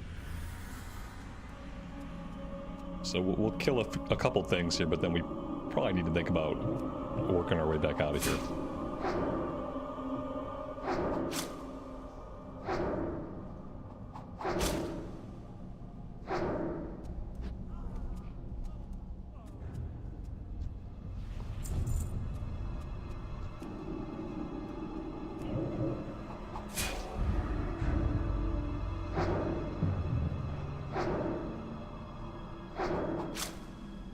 Gotta love the priest rotation, Shadow Word Pain, and Wand. I love the Wand auto attack rotation. It's my favorite. But I'm a big fan of auto attack.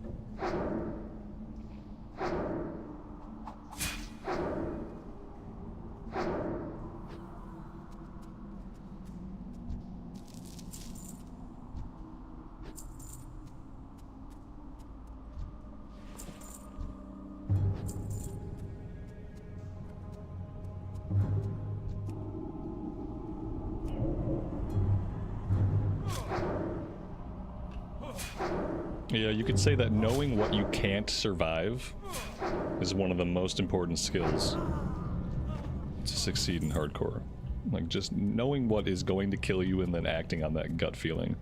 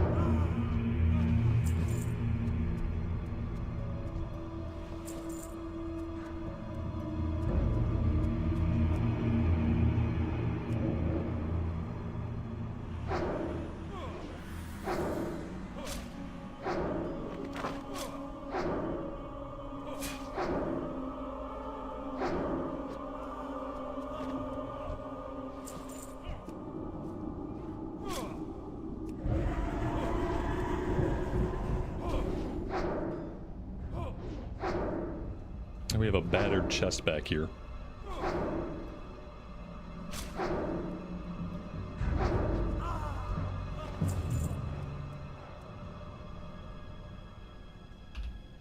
We are in combat. Not sure what we were in combat with there, but we seem to have dropped. Got a green tomahawk of stamina.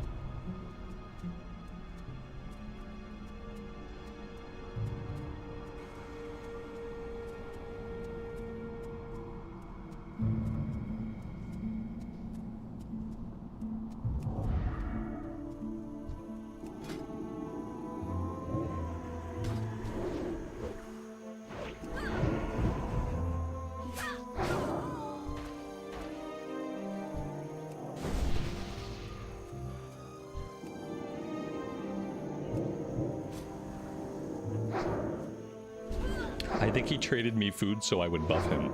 I would have buffed him for free, but I'll take the food. I'll even eat some of it. Or not. Or we don't eat. This is a bad place to eat anyway. I don't want a group though.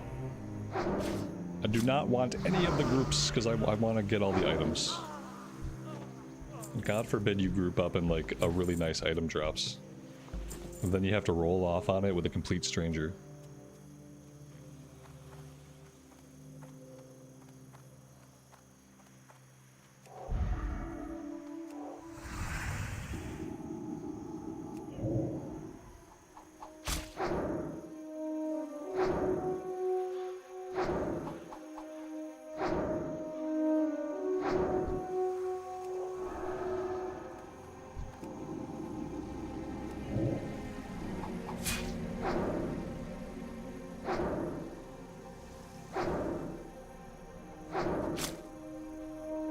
Everything respawned behind us.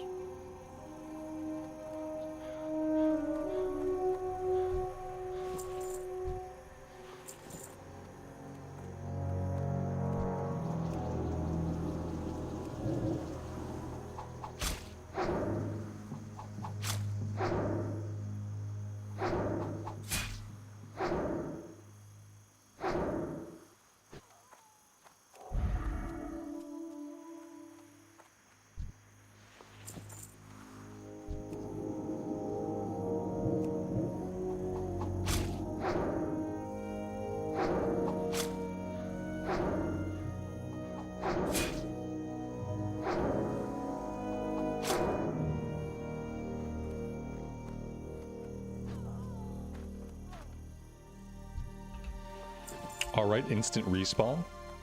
Very nice.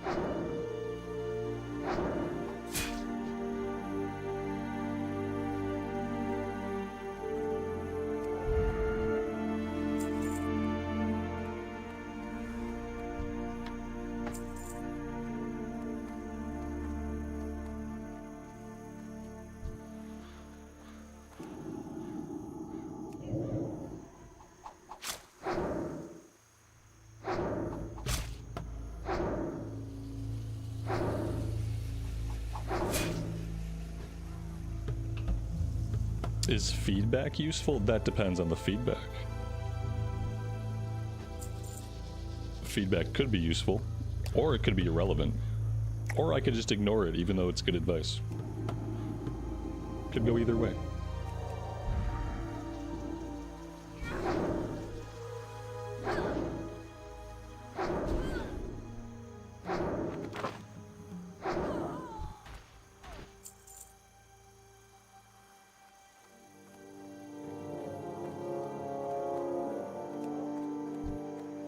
I think that ultimately the best kind of feedback is usually given when you consider like a person's experience level and background.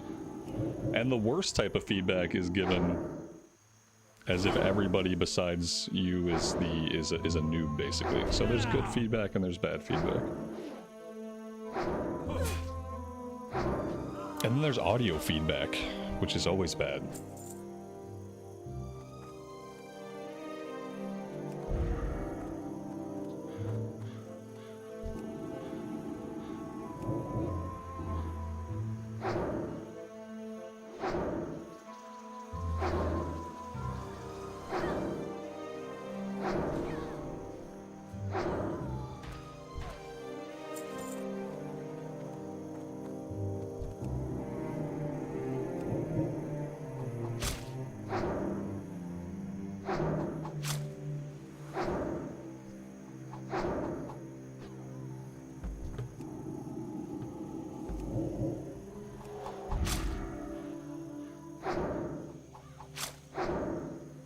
Yeah, this area is respawning really, really quick, which is good for us.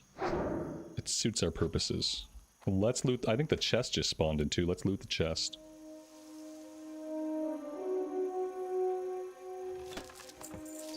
Nice. Filling up our bags with junk, as it ought to be.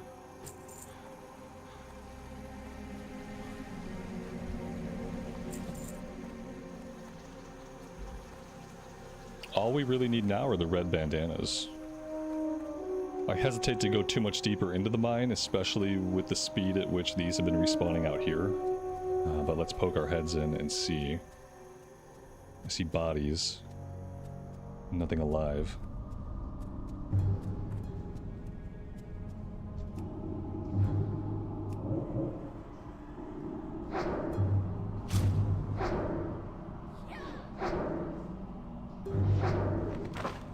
Another chest. It is our lucky day. All the junk we could never ask for.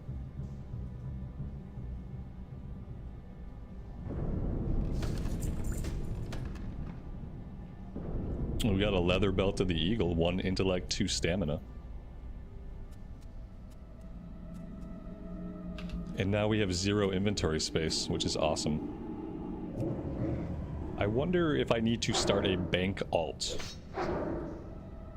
You know? And like at certain gold thresholds, mail the gold to the bank alt. Mail things like extra bags, you know, to help us with future characters. Kind of like meta progress if we die.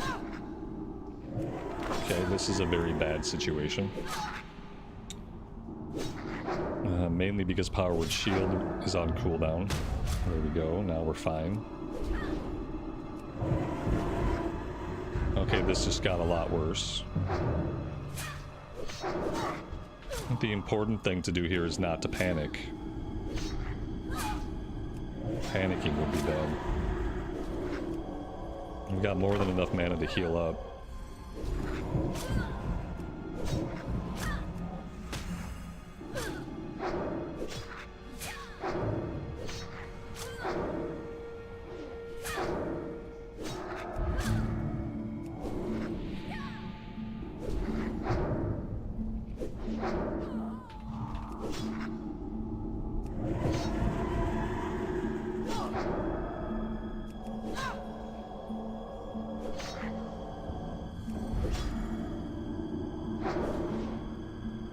There we go. Okay, I don't know where he went. Okay, well, we had it. Oh, there we go. He's dead. All right, we're good. We are absolutely fine. Nothing to see here.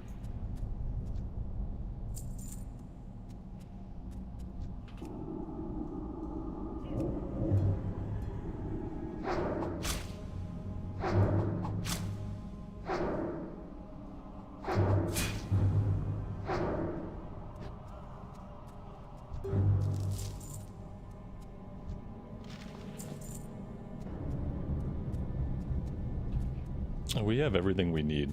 I think I'm gonna hearth. I think hearthing back to Sentinel Hill is gonna be our best bet.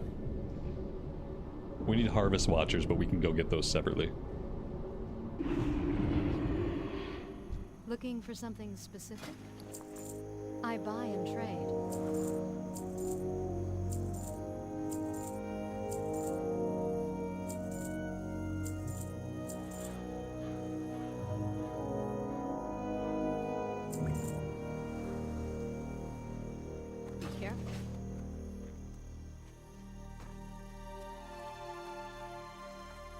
Well met. Go with honor, friend.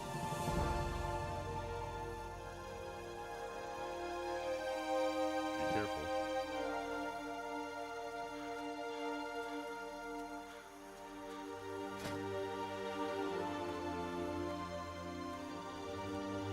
Does anybody here sell trade goods? We need mild spices. Trade supplies. Okay, let's do a little bit of cooking. We can do the boiled clams, and we can get mild spices.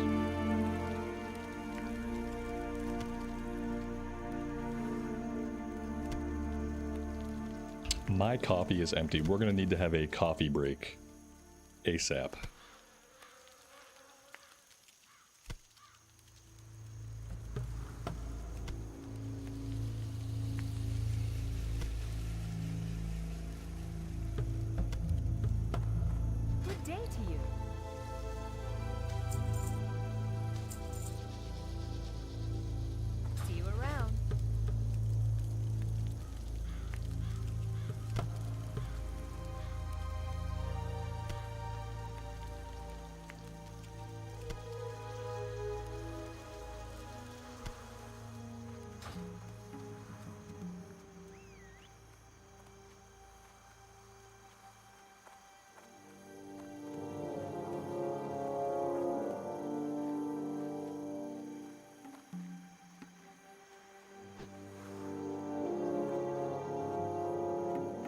I think we're gonna hold off on the killing fields until we're a high enough level that we can work on the looters and the pillagers, the guys with fireball. I think we'll hold off on that. What we might want to do is either do some stuff in Loch Modan, or maybe even head into Darkshore. It would be a pretty decent time to head into Darkshore, actually, if we want to make the wetlands run. The wetlands run should be relatively safe at level 15. Safe. Which means it's never going to be like 100% safe, right? Esme, good afternoon, good evening to you, and welcome to the stream. Thanks for being here today. Hope you're doing well. Have a good one. Be careful. Yeah, I think the wetlands run is in our future. Maybe we could do a quest or two in Loch Modan. Like maybe we do this one. If we do this quest, maybe that gets us level 16. And then we do the wetlands run. I think maybe we'll approach it like that. So I think what I'm going to do is I'm going to put us on a flight out to Loch Modan. We'll do 1 or 2 quests. We'll get level 16, and then we'll do the wetlands run. And then we'll do some stuff over in Darkshore. That is the plan. Let's see. The flight is 6.5 minutes. Yeah, I'm going to put myself on this flight. I'm going to go AFK. I will be back.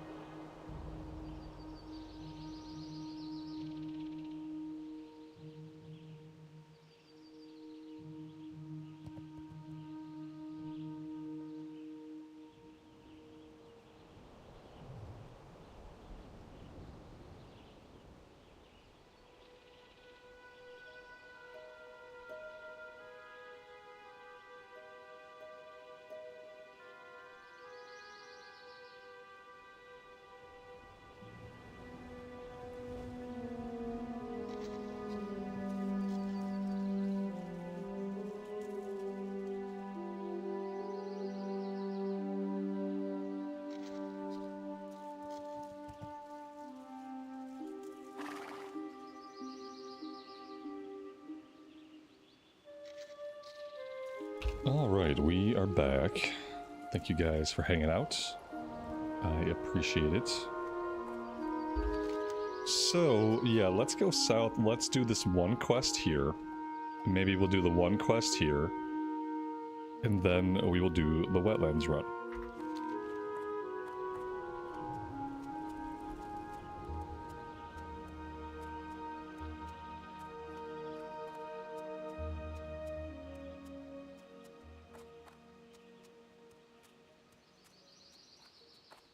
You got my attention.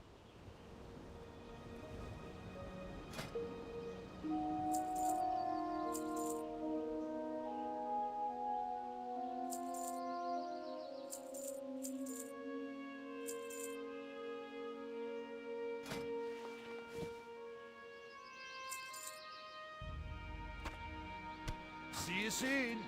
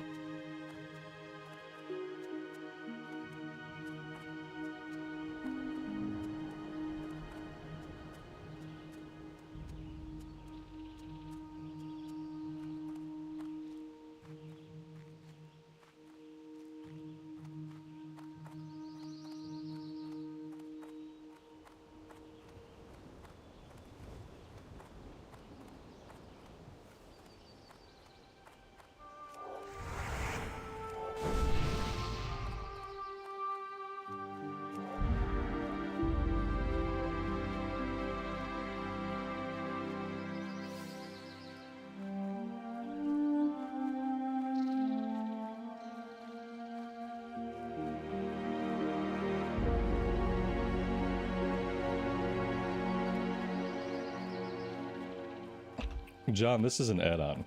This organizes all of my little buttons that would otherwise be hanging out around the mini-map. It's like a mini-map button organizer. Oh my god. Right away, and we already have problems.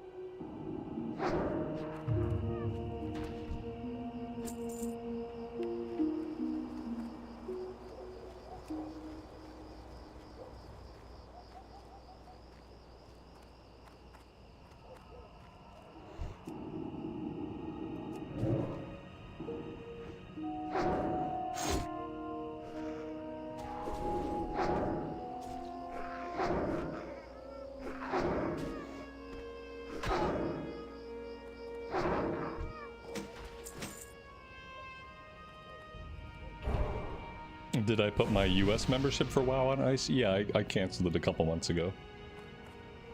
Yep.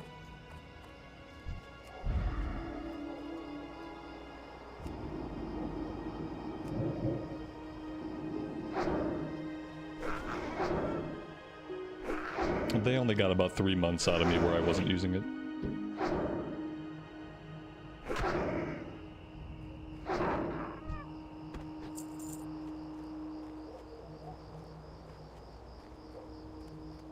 Well, I really don't want to go into the cave.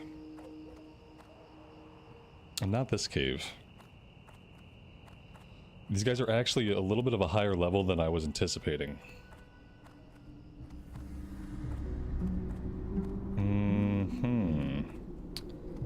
Yeah. I mean, we all know being in here is a bad idea.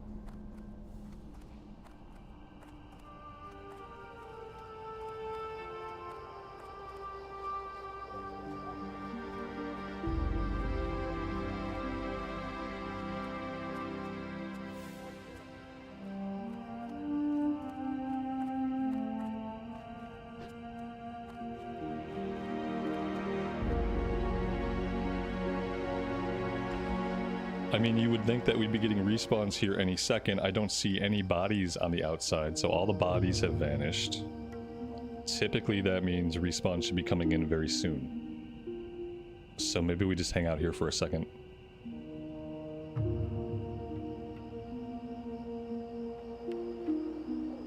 Maybe it's the old thing like where a watched mob never respawns. Maybe that's what's going on.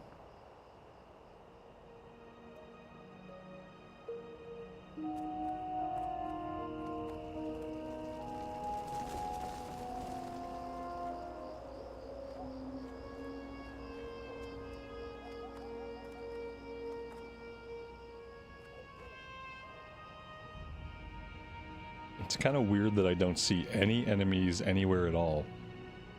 That's a little bit weird. A little bit unsettling.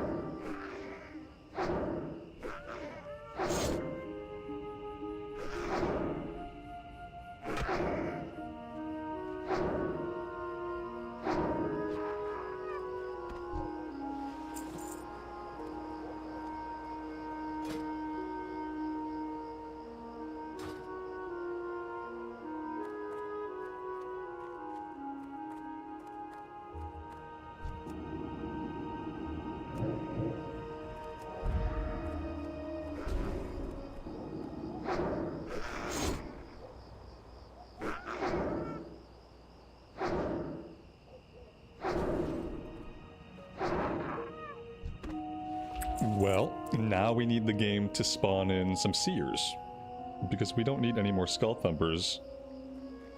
But for now, at least, that seems to be all that is spawning in.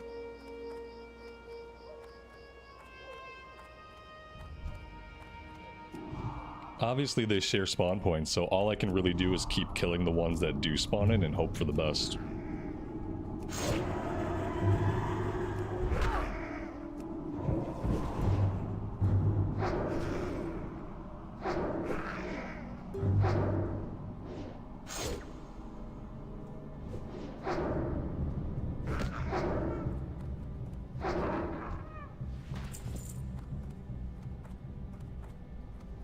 This is crazy.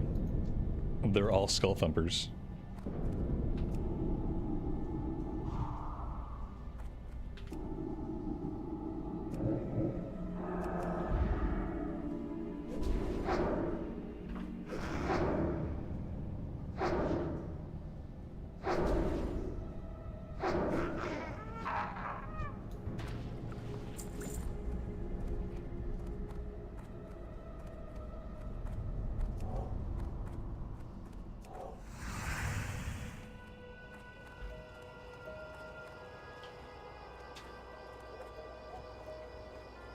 I feel like the mobs out here are broken.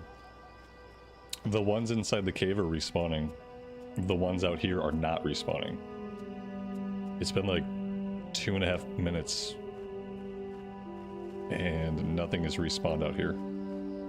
Just a little bit strange, right?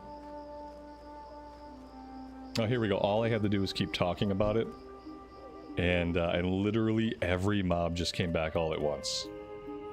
That was really dangerous.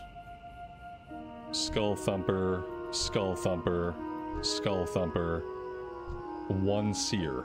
Okay, perfect. Just the one.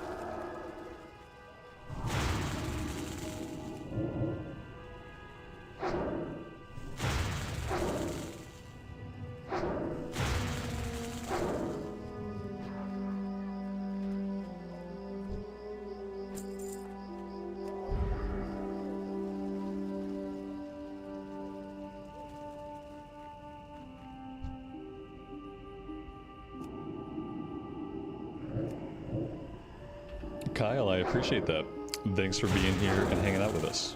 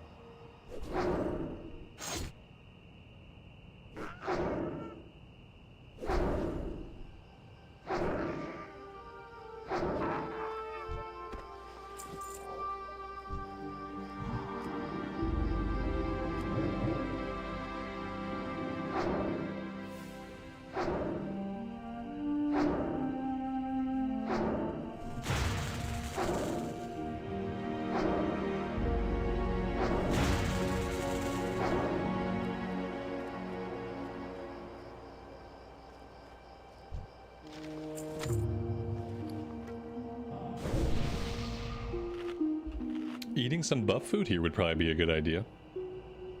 Let's go ahead and do that.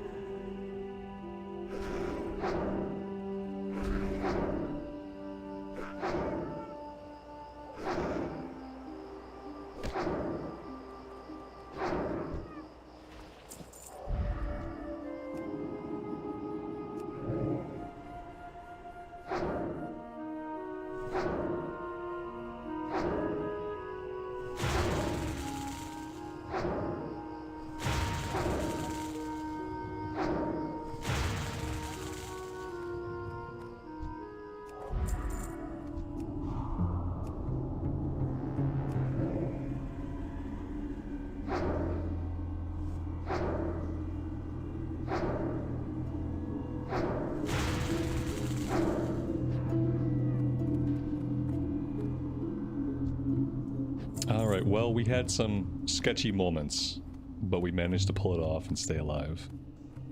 Let's get out of here. We'll turn this one in. And then we're going to head north. I think I am going to do this one. If we were able to take on these guys, we should be able to take on those kobolds. And then after that, we'll be heading into the wetlands, where we will definitely have a very safe, very uneventful wetlands run.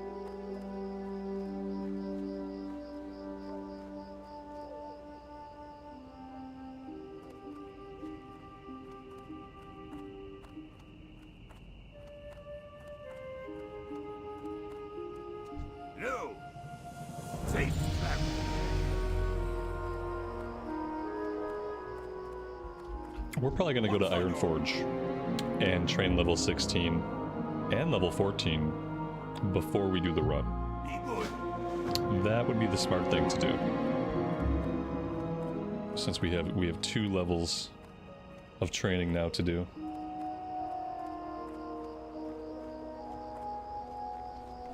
What do we have to train? Cure disease, Psychic Scream could help us out. Renew rank 2 would be awesome. Smite rank 3 I don't care about. Heal 1. Mind Blast 2 we absolutely need. Yeah, we gotta go train. We should go train before we tackle anything else. Arvin, welcome to the stream. Thanks for being here today. I am doing great.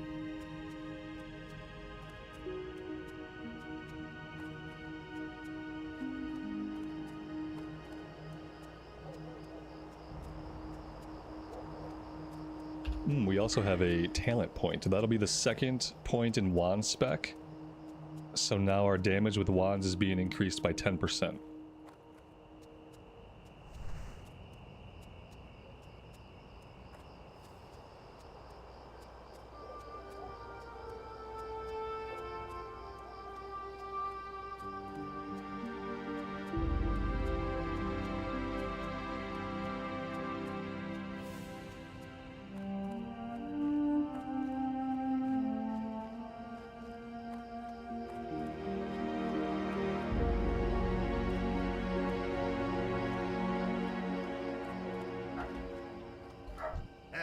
How does a priest play out? It depends on what spec you go.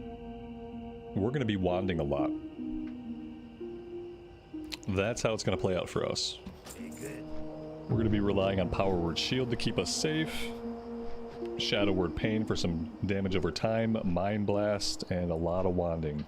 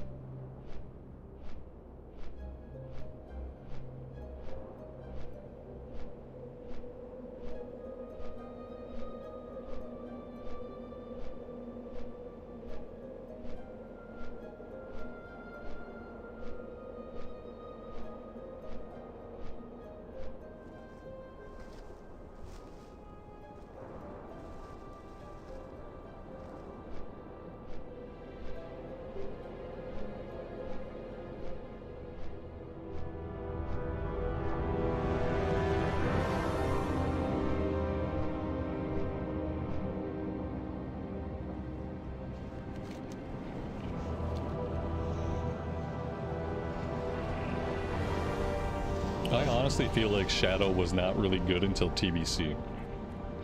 In TBC, you can go Shadow, and you can really feel a difference between like the DPS and kill rate of Discipline, and the DPS and kill rate of Shadow. But I would say it isn't until TBC that Shadow Priest actually starts to feel good to play, like running around solo.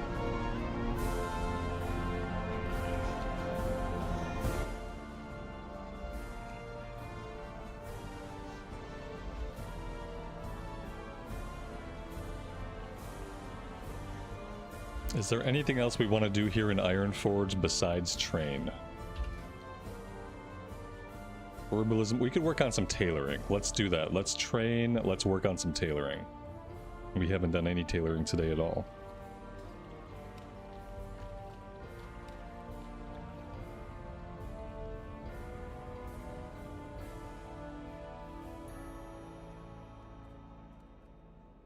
Welcome.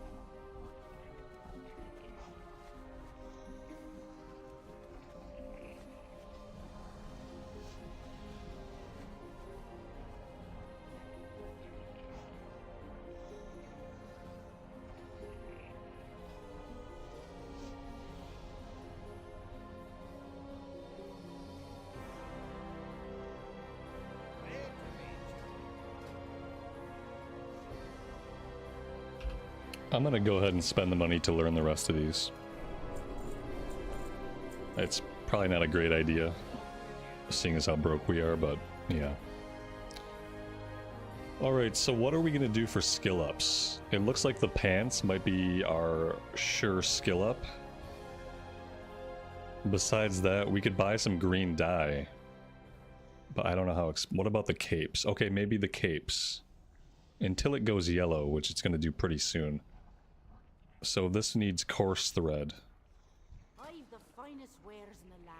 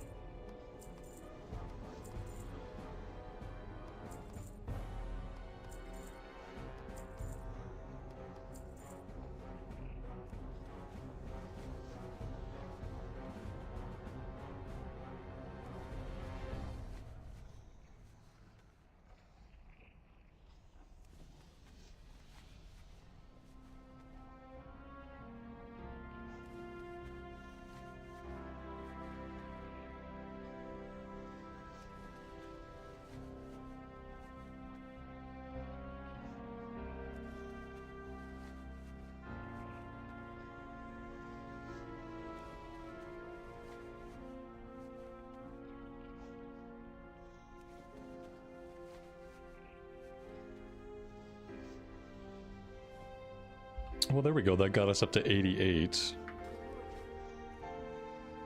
What can I do for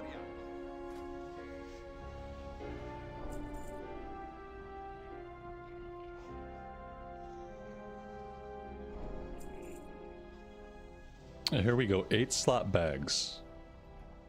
We definitely need 8 slot bags. Watch your back. Unfortunately for that, we need wool. I would say we should buy some on the auction house, but I don't have any money. How are ya? Let's sell all this stuff. That'll recuperate some of our silver. Maybe we could afford a little bit of wool just so we can make a couple bags. We need 3 bags. So we need 9 bolts of wool. 3 per. 3 times 9 is 27? 27. We need 27 pieces of wool cloth. And then we would also need... we need a few more pieces of fine thread. What can I get for you today? Let's go see what 27 pieces of wool cloth would cost us on the auction house.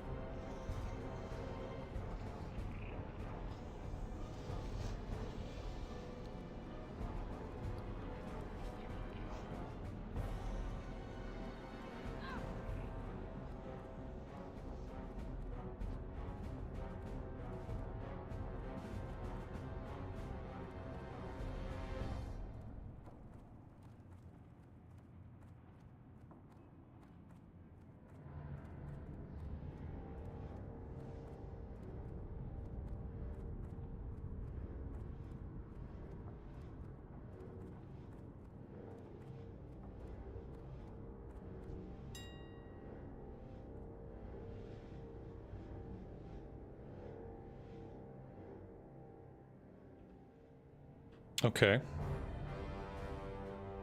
Can we find it in bulk?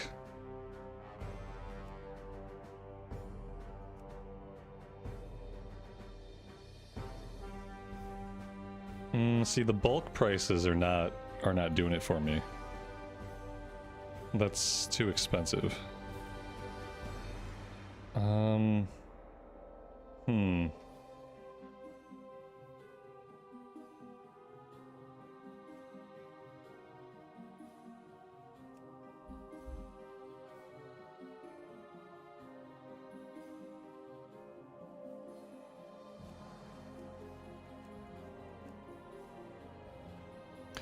I guess that's right. It's about 2 silvers each.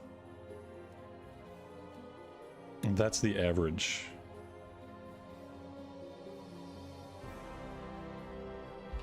Karen, have a good rest of your evening. We'll see you next time. Take care.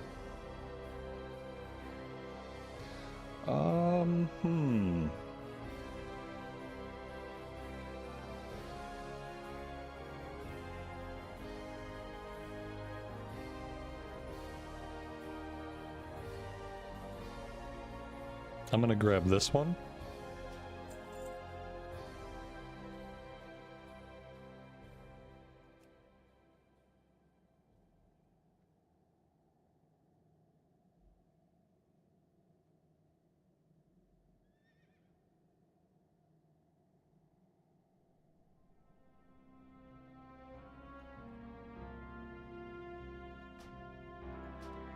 All right, there we go. Now we are completely broke.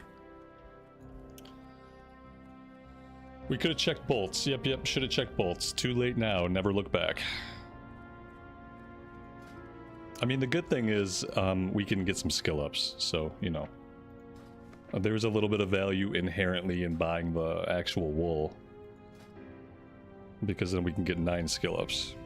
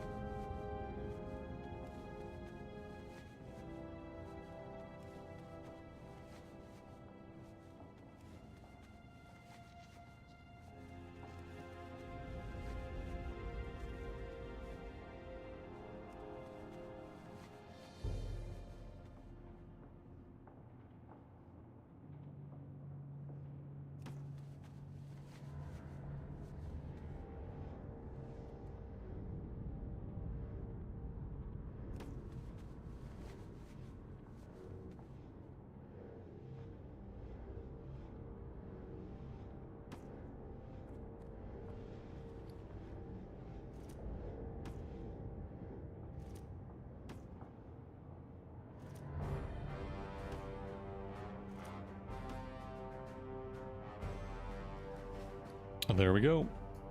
Feels good.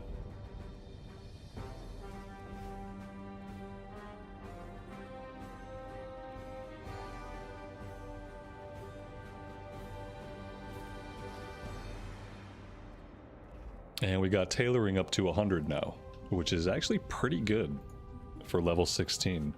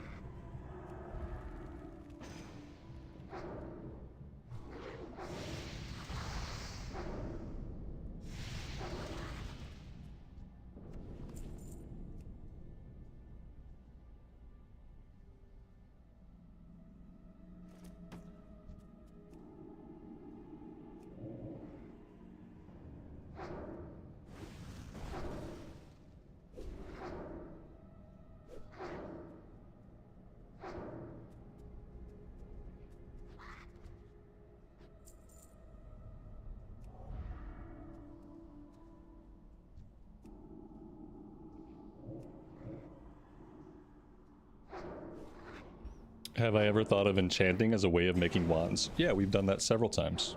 A lot of times on cloth characters in hardcore, I'll take enchanting for a little while. And we'll usually make the lesser magic wand and the greater magic wand, and then I usually drop it. This time, I decided just to save up the silver and buy them off the auction house.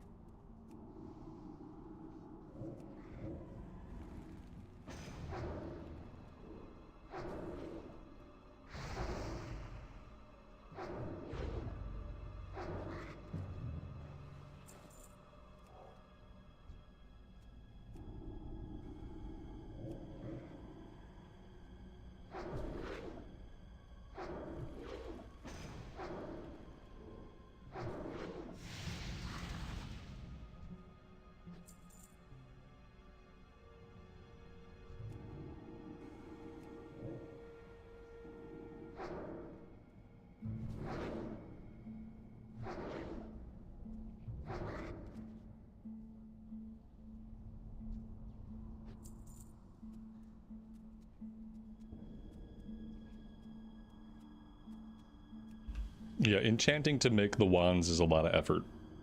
I think the times we have done it have been in solo self-found. You know, when you can't use the auction house, that's the time when you really have to do the enchanting to get those initial 2 wands. If you're in a situation where you can use the auction house, it's usually just less effort and cheaper overall just to buy them. Because you have to farm up, if you're going to do like tailoring and enchanting, you have to farm up a lot of cloth. Takes a lot of linen at a low level to get enchanting where it needs to be to make enough greens to disenchant to make both the wands. Let's back off a little bit here.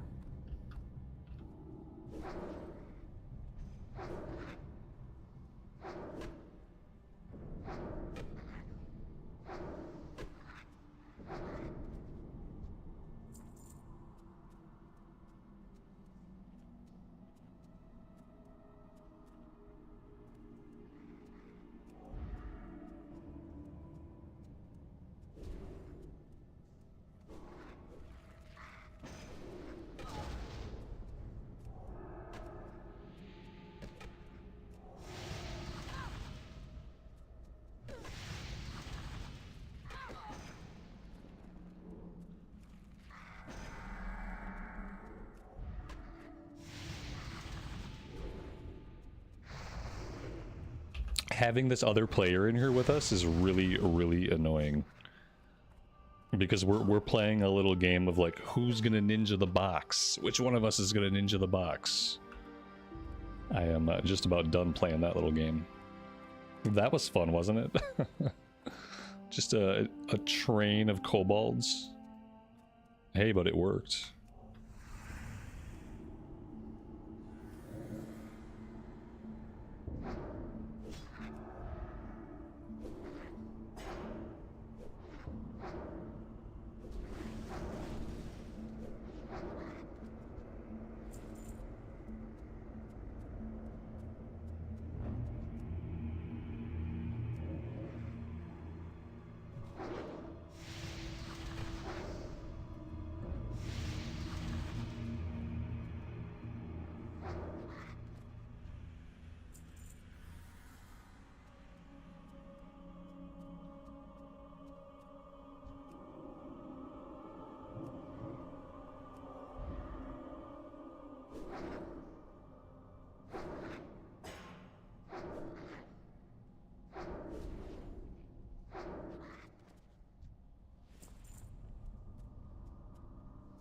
There we go.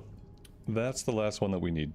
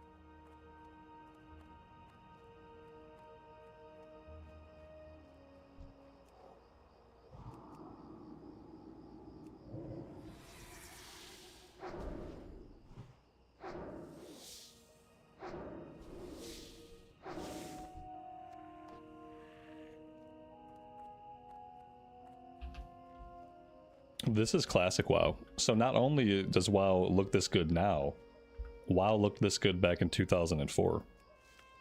Yeah, this is classic.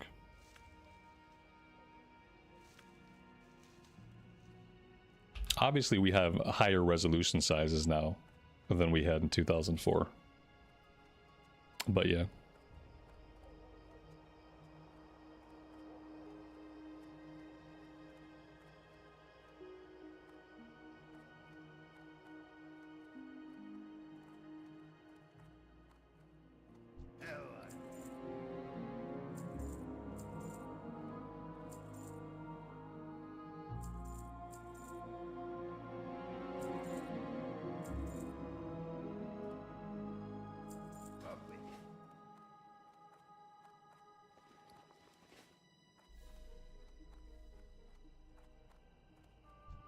My attention. Watch your back.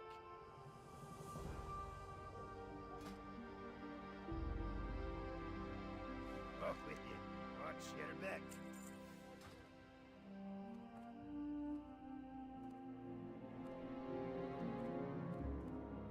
Okay, with that done, now we get to do the wetlands run.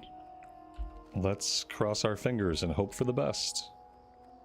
Level 16 is a pretty safe level to do this, so I don't anticipate too many problems.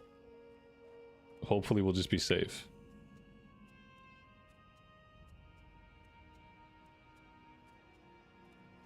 That being said, I'll probably try to pay a little bit more attention, make sure we don't aggro any level 21 crocs. Logan, good afternoon, buddy. Welcome to the stream.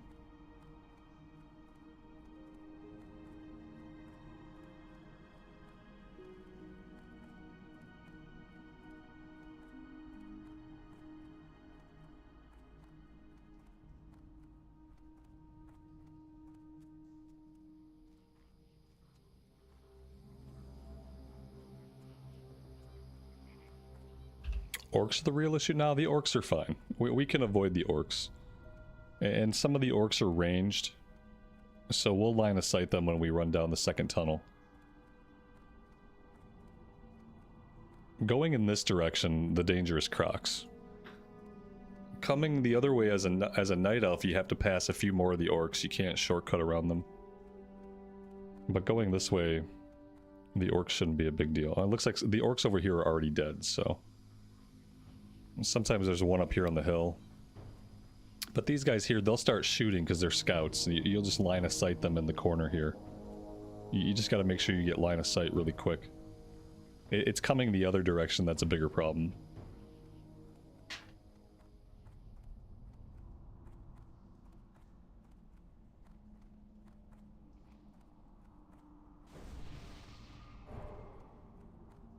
We're going to avoid some orcs here by jumping down.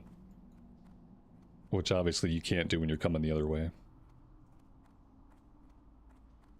I take it back. It looks like maybe somebody killed these orcs too. Typically there's some orcs up here, and you can just do this.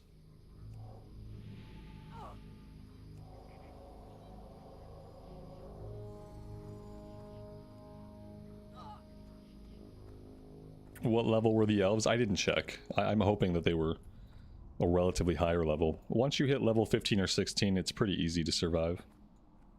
Any lower than that, then you really need an escort.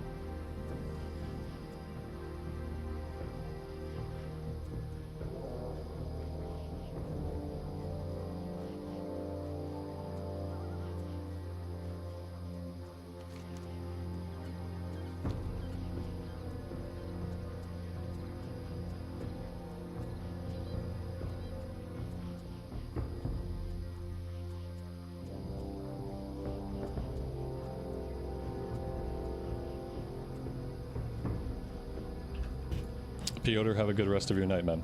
Take care. We'll see you next time.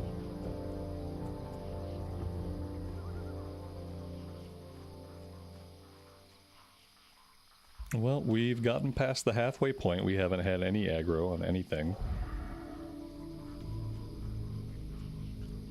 I haven't even seen a crocolisk yet. Maybe they're all waiting for us at the bridge into town.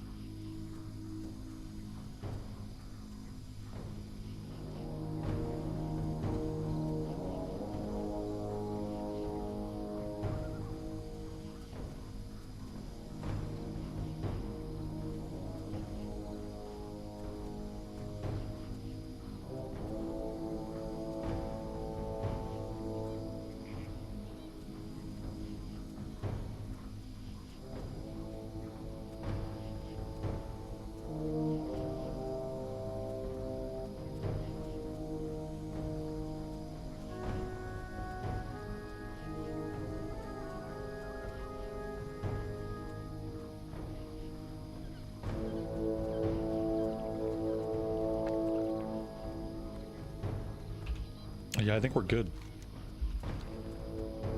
That bridge right there is sometimes where a crocodile will hang out. It looks like somebody's been through here killing them, though. So we should be safe.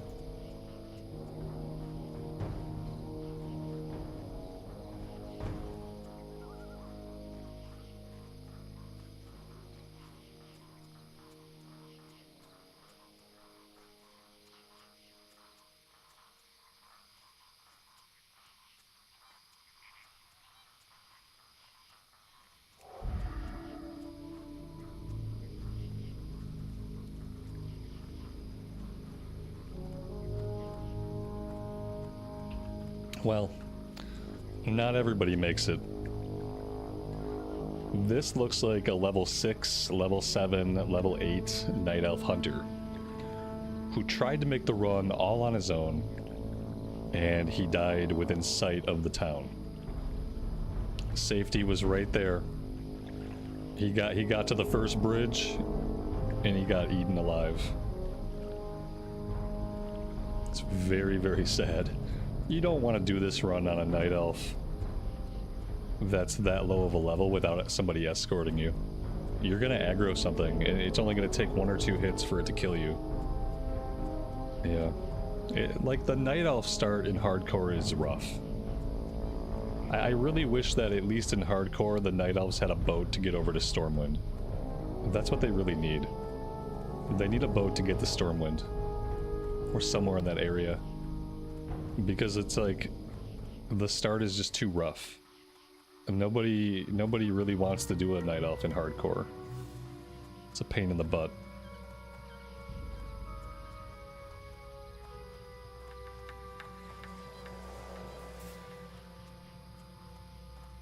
Teldrassil, Darkshore, and then what? Well, I mean, if you're gonna try to be linear, you would go into Ashenvale, but you can't do that in Classic. You have to do Teldrassil. You could probably start in Darkshore, but then you're gonna have to come to Westfall and get some levels. You're gonna have to go to Loch Modan. Like, you can't really do the linear thing. Unless you want to do a bunch of grinding, like you can grind on mobs to catch up on levels. Hello. Be careful. Oh man, there's no way we make this boat.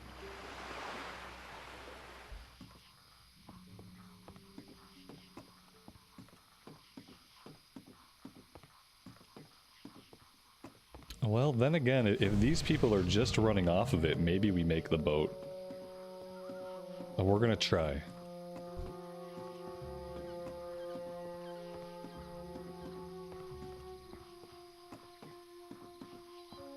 Oh, look at that. We made it.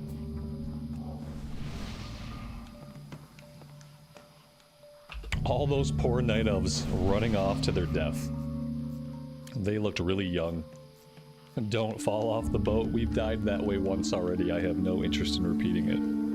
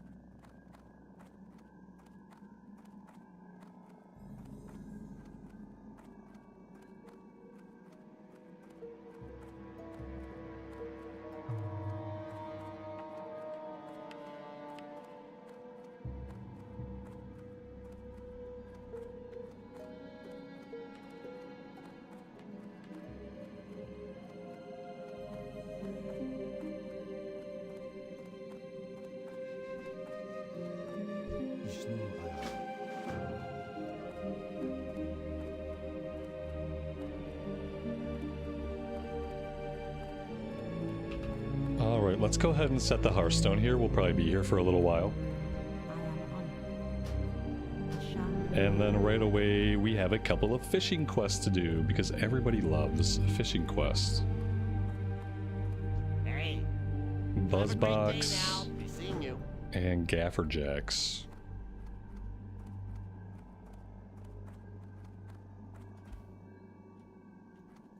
Feel free to browse.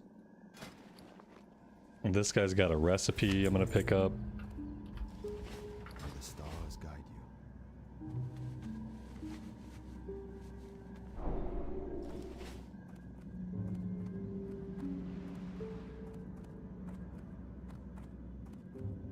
What brings you here? Go in peace. How may I help? Great to meet you. Safe travels. See you soon. Alright, we have 2 fishing quests. I am going to try to get these done today. Before I get into that, I have to go AFK for 1 minute. I will be right back.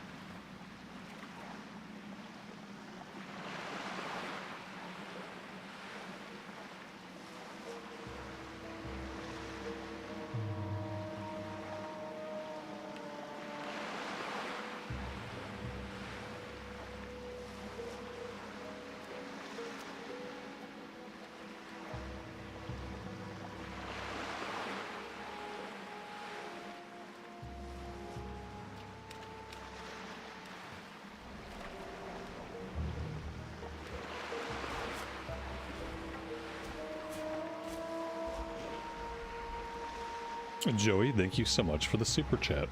I really appreciate that.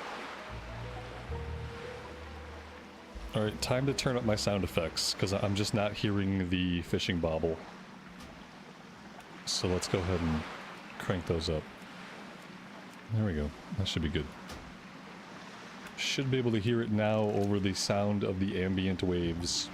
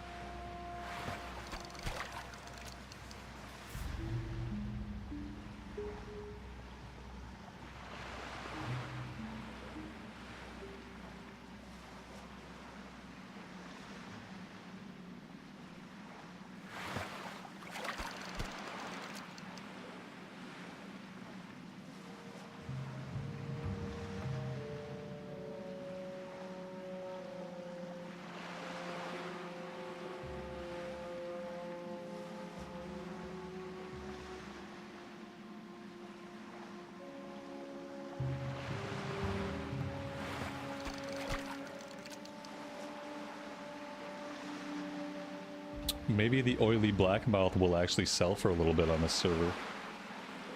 Maybe since we're so broke, even if they only sell for a little bit, maybe that'll seem worth it to me. Since we have absolutely no money at all.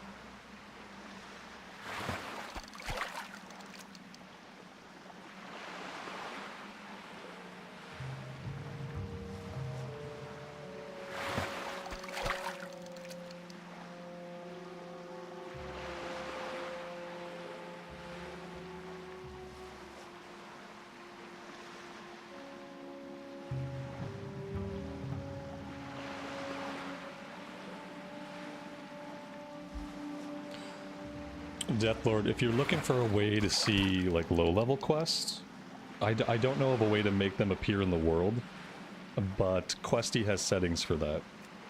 So if you're using Questie, there's settings to display low-level quest on the map. If you're not using Questie, get Questie. And then you'll at least see it on the map, even though you won't see it in the world. There will be a checkbox for showing underlevel quest.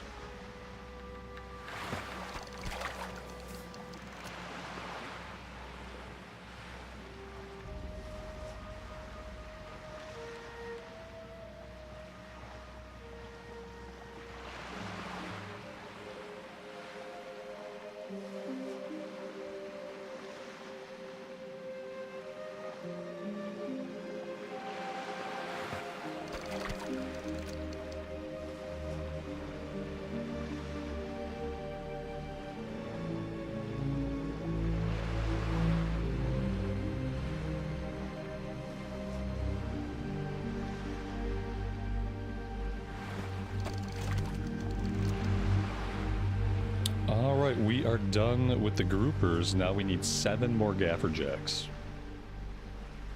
Of the gaffer jacks, that's the one that takes a long time.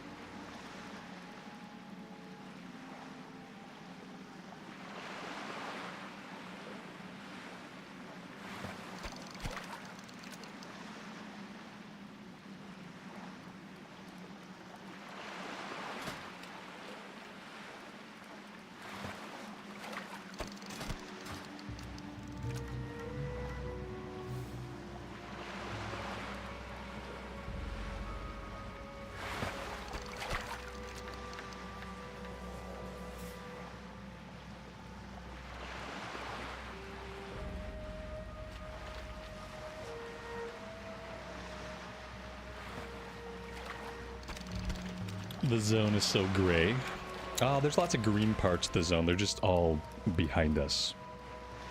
But yeah, I mean, it's called Dark Shore.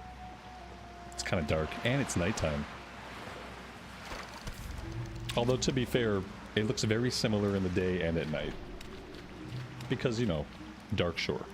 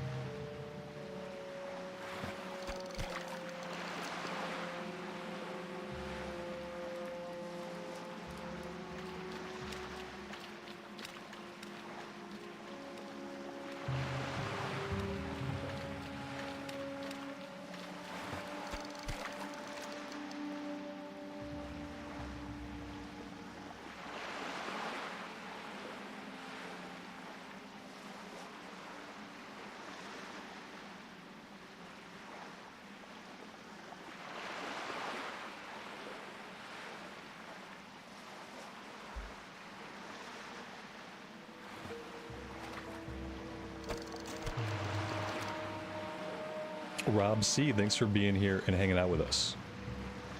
I appreciate you choosing to spend your time here.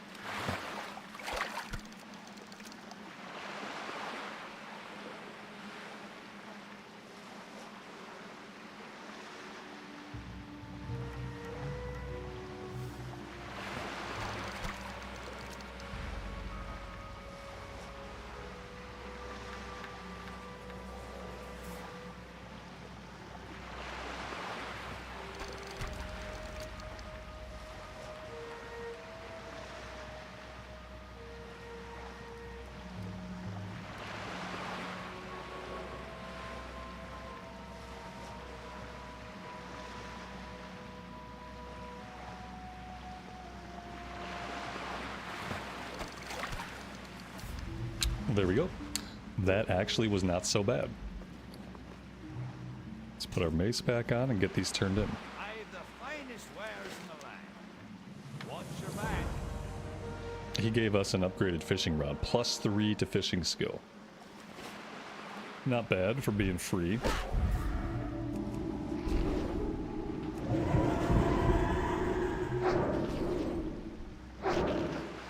And we have to turn our SFX back down a little bit.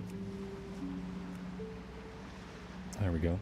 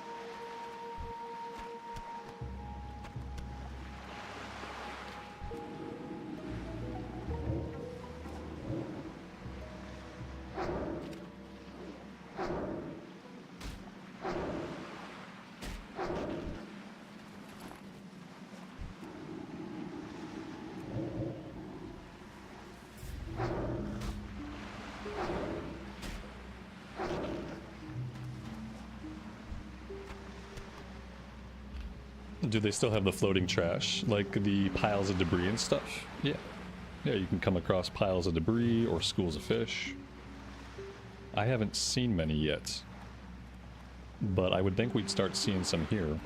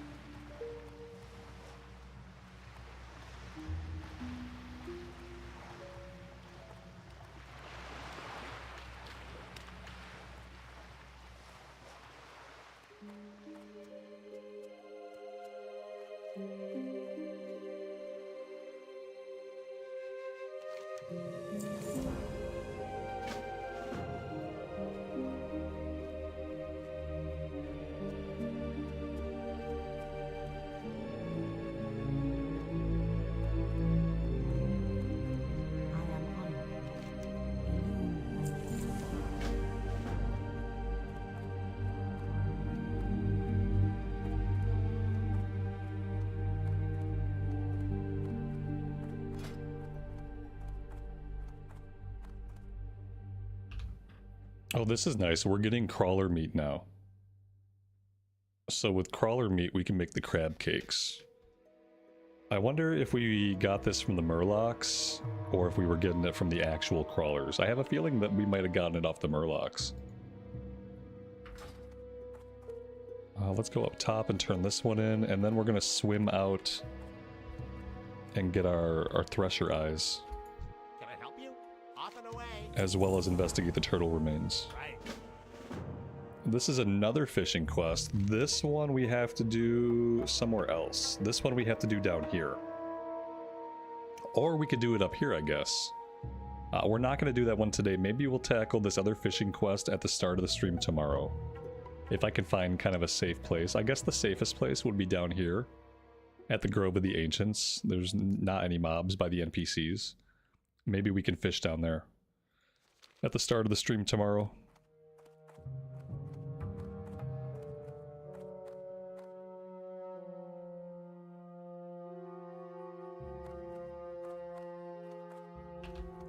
I'm hoping that the oily blackmouth will sell for me here on this server. Because we have 8 of them that we've already fished up. I don't even need it to sell for a lot. I just need like a little bit of coin coming in. If we don't get a little bit of coin coming in, it's going to be hard to keep up with professions and stuff.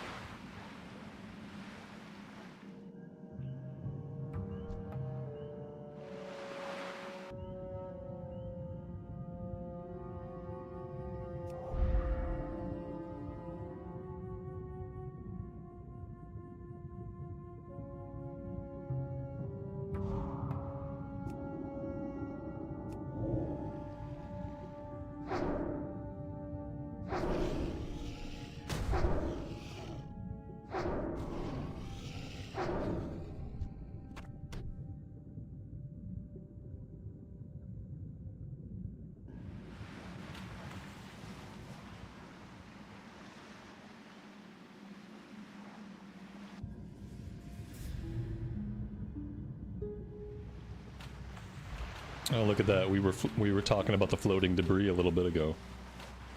There's one right here. We'd have to be up on the dock to fish this. Unfortunately, there's nowhere to stand down here.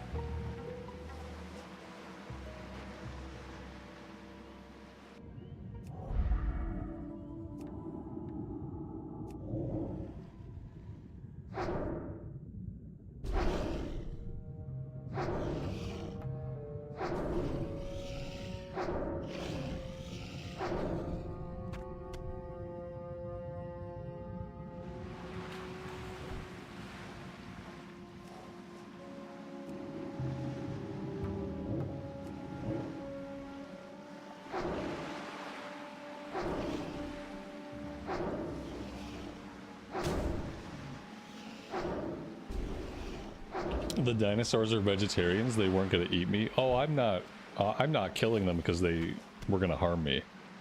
I'm killing them for their eyeballs. Yeah.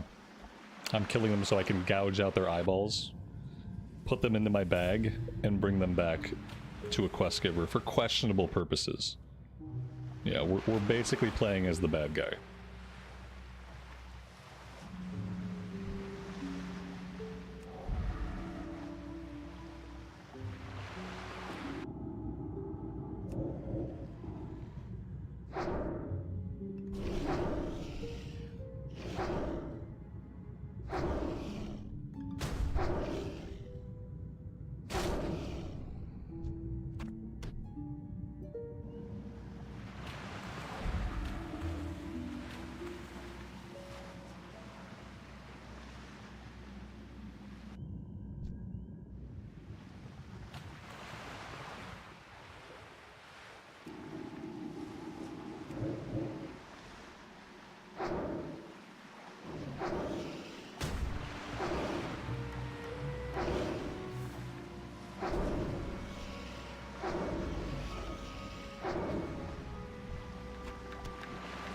Alright, there we go. That's 3 out of 3. This one turns in over on the coast. So we'll head over here, we'll turn this one in. And then we need to head back to town and think about picking up the rest of the questing. Got about 15 quests to pick up.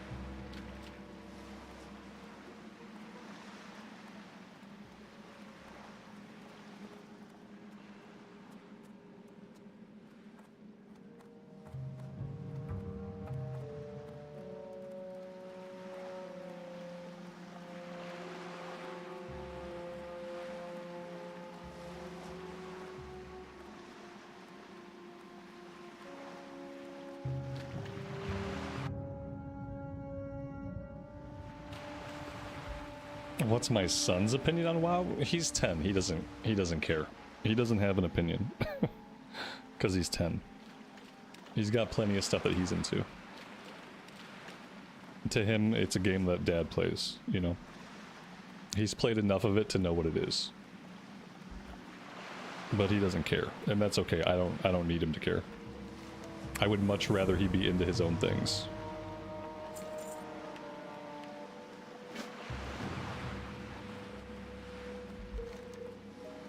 Alright, with that, I think I'm gonna hearth back. Save a little bit of travel time here because we didn't pick up any of the other questing.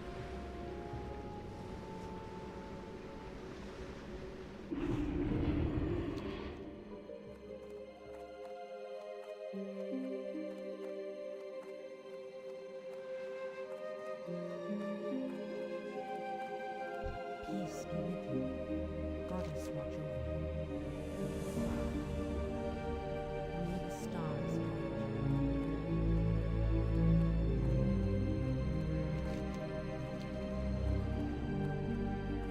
you. Alright, we have a quest log that has 11 out of 20, so I'm gonna try to be a little bit judicious about what I pick up and what I don't pick up.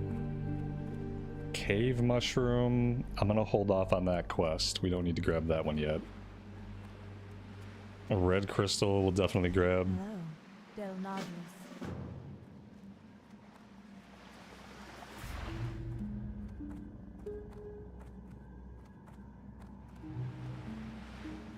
That's a level 20 quest. We're not going to worry about that one yet. We're not going to do the Murloc quest yet. Let's grab Easy Strider Living. This is the Strider Meat Cooking quest. Hello. May the stars guide you. And this guy has a couple of level 12 quests. I am listening. Ishnuala.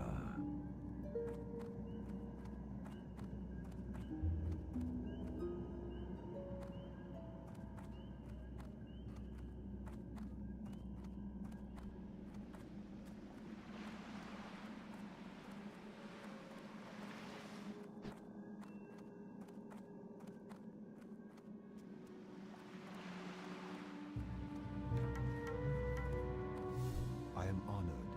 Good luck, friend.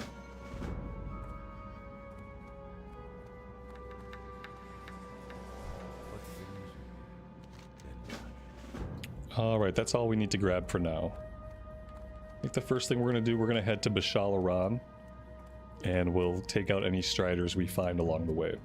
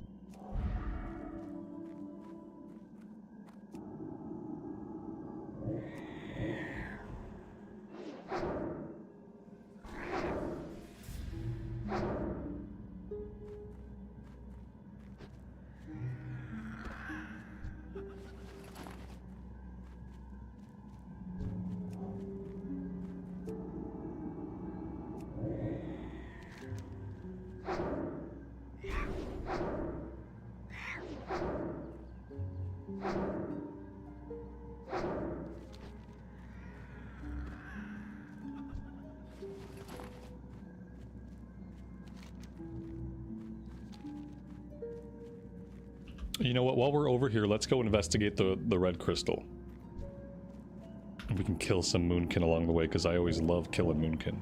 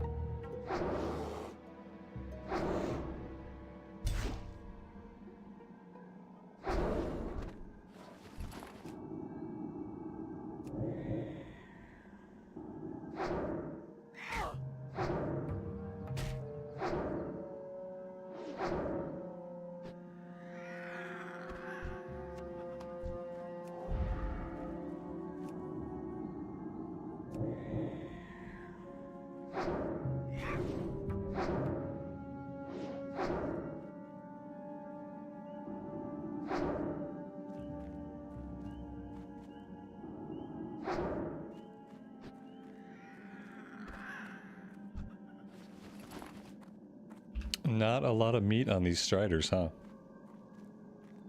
I think if we continue back this way, we should be able to find a corrupted Furbolg camp. Yeah, right back here in the corner. Usually I investigate the one to the south, but since we're right here, let's go try to investigate the one up here and hope it doesn't lead to any unforeseen problems. It's diet strider. All the striders are on diets. That's why they don't have any meat. Apparently we also need moonstalkers. Although these guys are a little bit of a higher level.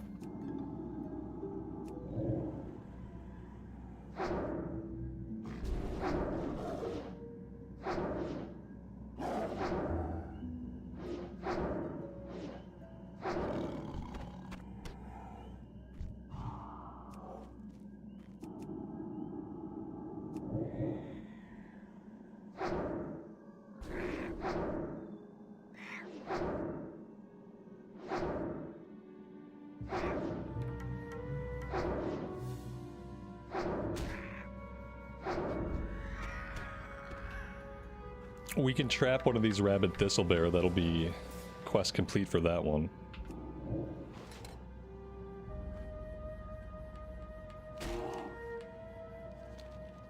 There we go.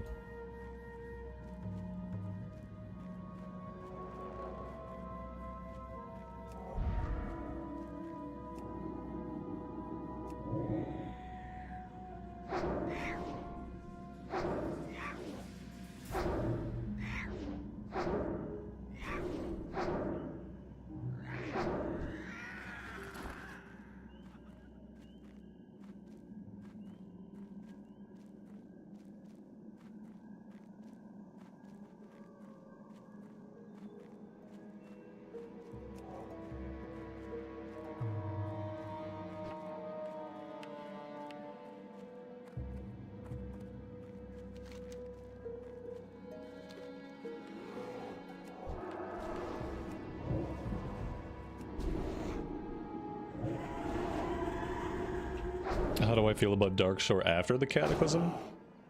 The same way I feel about most zones after the Cataclysm, which is that they got worse. The questing got a little easier, but the overall aesthetic, the vibe, the feel... most zones got worse after the Cata remix.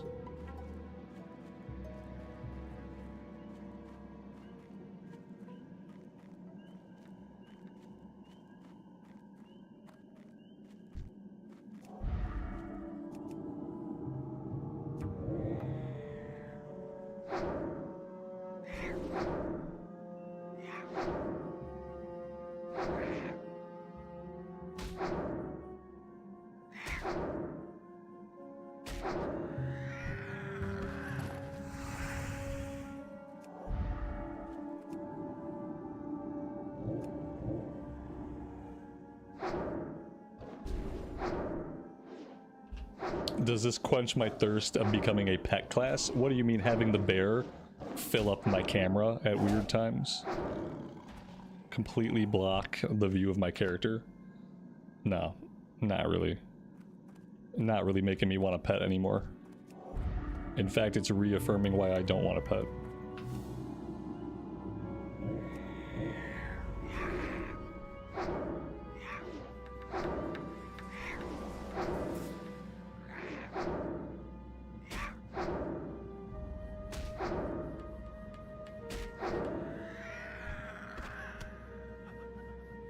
Inventory's full. Oh no. Well, that's not good. We have lots of stuff to do. We can't have a full inventory. What's the problem with my inventory? It's just full. There's not a specific problem. We're just full of junk. Okay then. I guess we're heading back to town. Because yeah, we have a lot to do.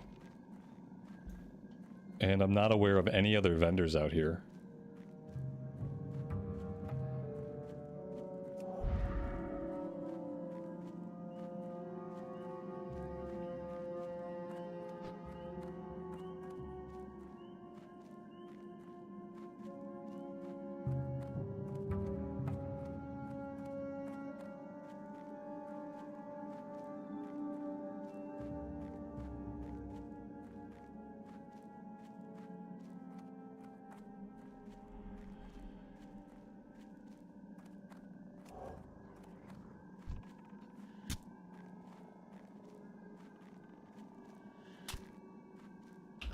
The fisher elf on the shores of Ender? Yeah, but he's even further away than the town is. So that's not exactly useful. Unless we're just testing to see if I'm aware of him. In which case, yes, I am aware of him. But he's not going to do us any good here.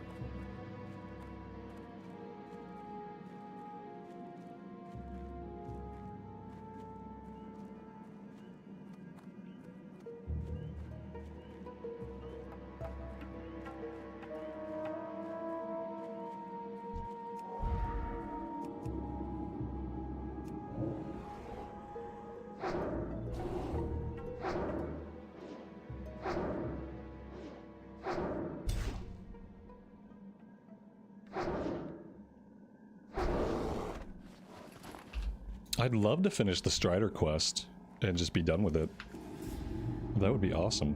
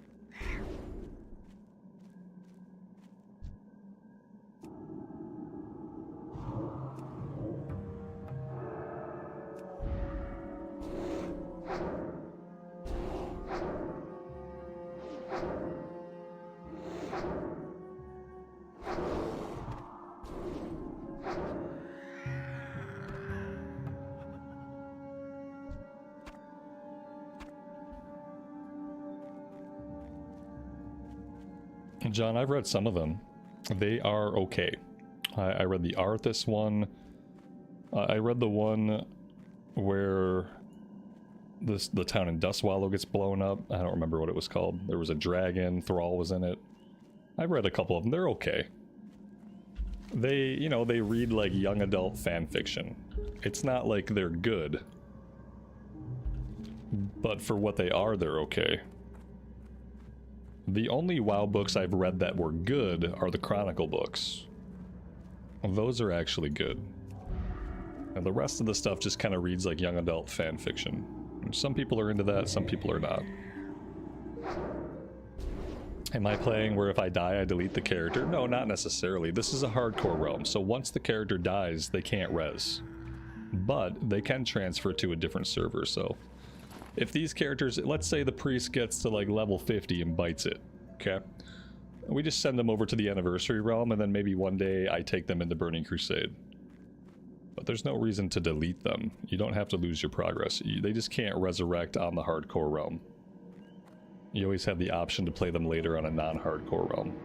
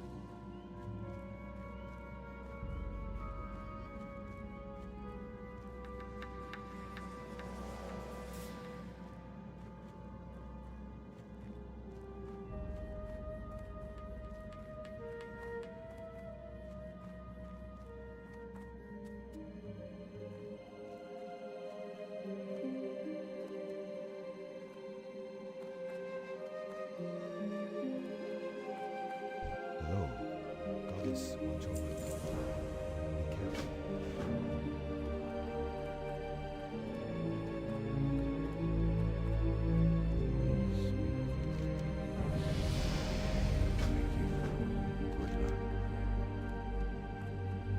And that is level 17, which means we put another point into improved wands. Wand damage is now increased by 15%.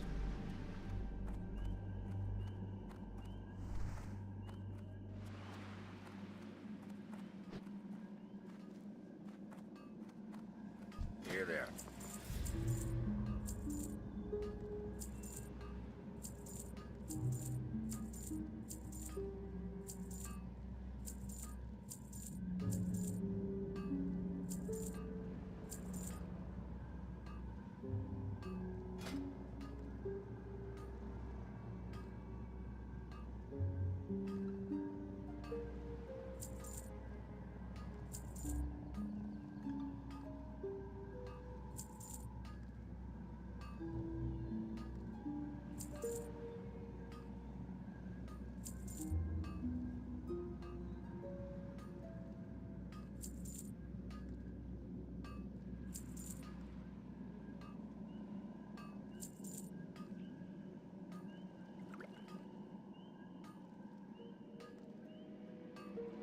I'm not accepting any help on this character.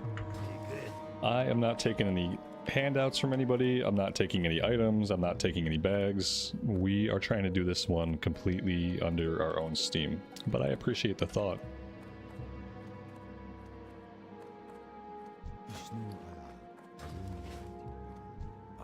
It's more fun for me and more interesting when I have to struggle.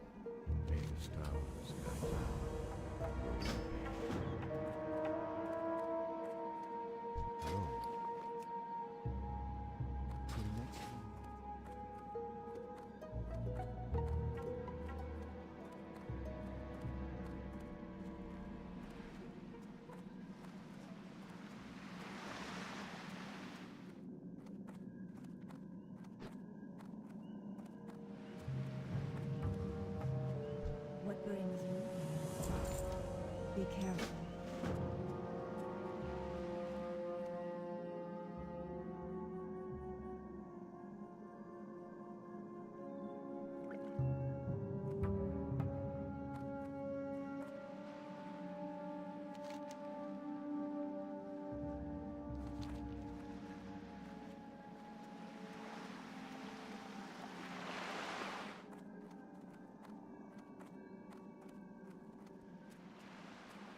No, but from a resource standpoint it is. I mean from a resource standpoint. Not having the biggest bags paid for, not having the mount paid for, not having people hand me enchanted items. That's what I mean by struggle. WoW is not a struggle for anybody. I mean, the struggle is to get your resources in order, make sure you have gold, make sure you got items, stuff like that. Checkpoint story time. Welcome to the stream, buddy. I am doing well today. Thanks for being here. All right, now that we have somewhat empty bags, let's try to do the stuff up here at Bashalaran. That's going to eventually lead us to do more stuff in the southern part of the zone, so I want to do this first.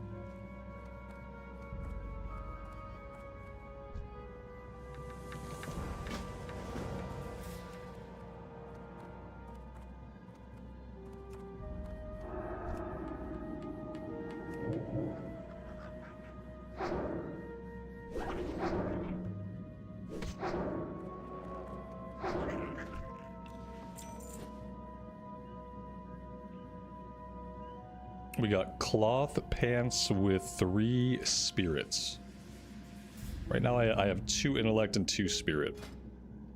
Oh, those are not pants. That is a loincloth. That's cool, but we don't need it.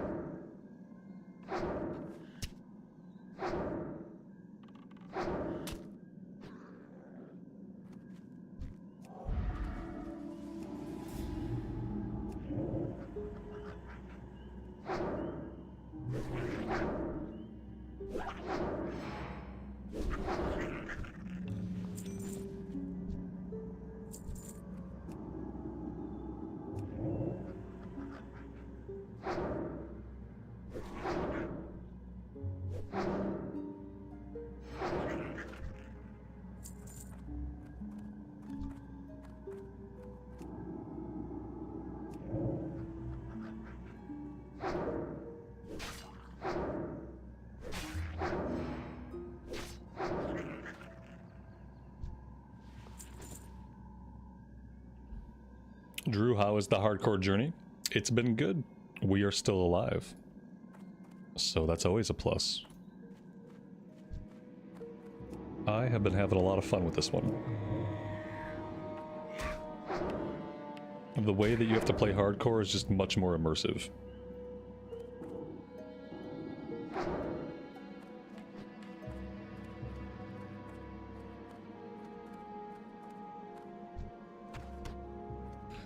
That's nice. That's 5 out of 5 on the Strider meat, so that one is done.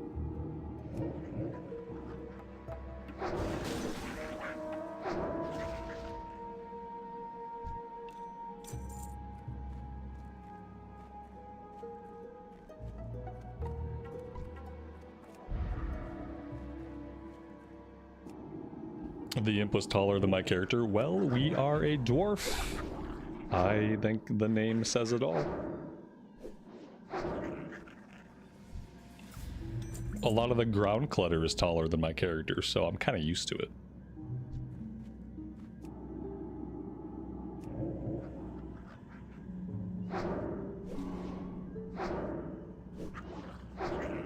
You definitely don't want to ignore Green Quest. Ooh, a green bag.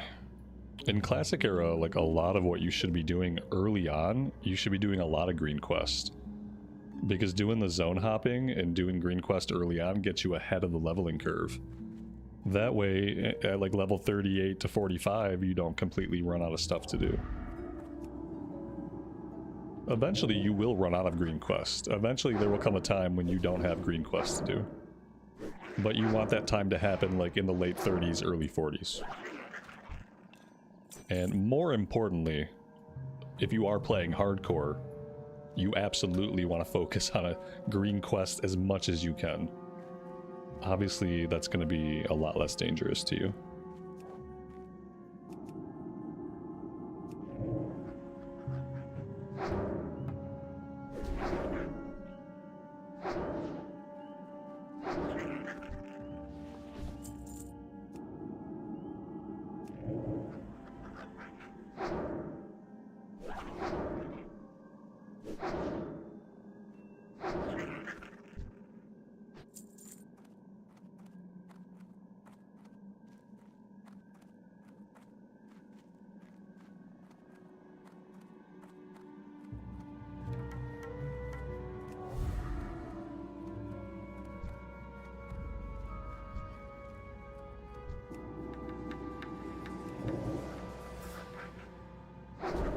Now, ideally, you don't want the mobs to be gray.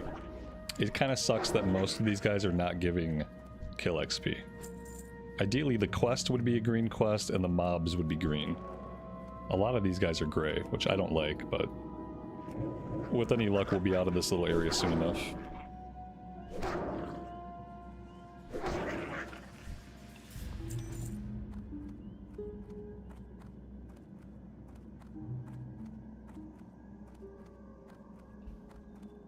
Drew, do I have any plans for dungeons? Yeah, we're gonna run dead mines for sure.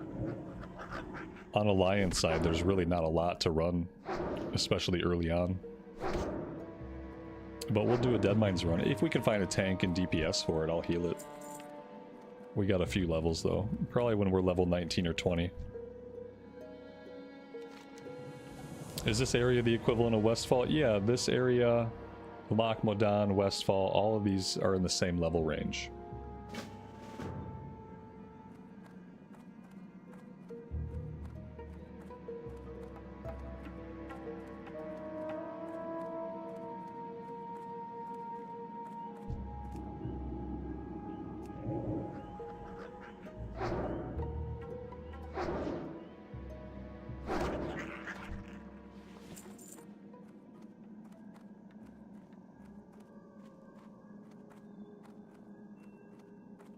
Alright, we're looking for Satyr now. We need one random drop off the Satyr. Gonna try to avoid any of the imps that are not gonna give us kill XP.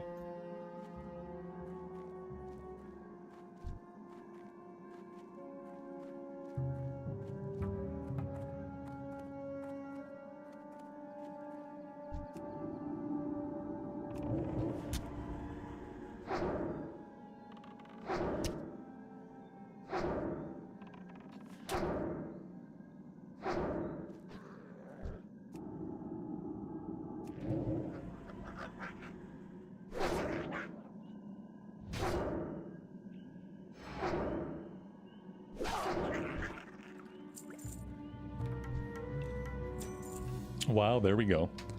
I never get that on the first kill, so that's awesome.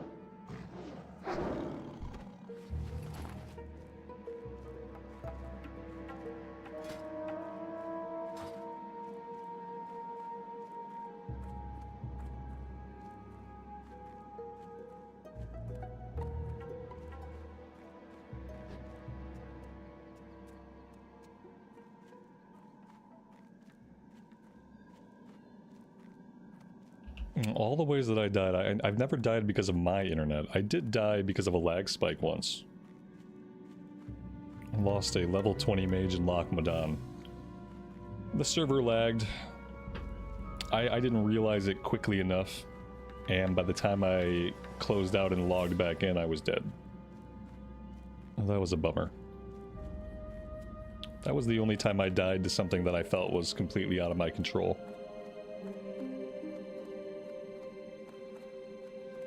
And I've died lots and lots of different ways. That was the only time I thought, well, there was nothing I could do about that.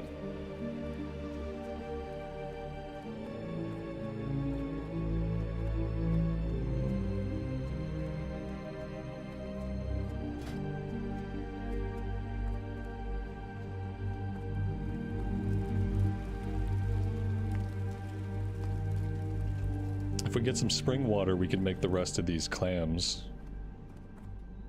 Not likely to get skill ups, but we might get a few. Ishnu Allah. Be careful.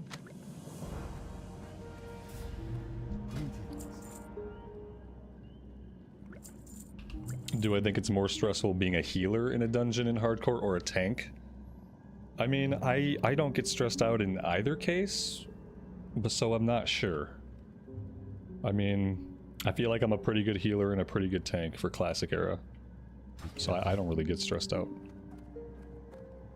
I think that either of those roles are going to stress out most people. But then again, going into a dungeon at all in hardcore can be pretty stressful.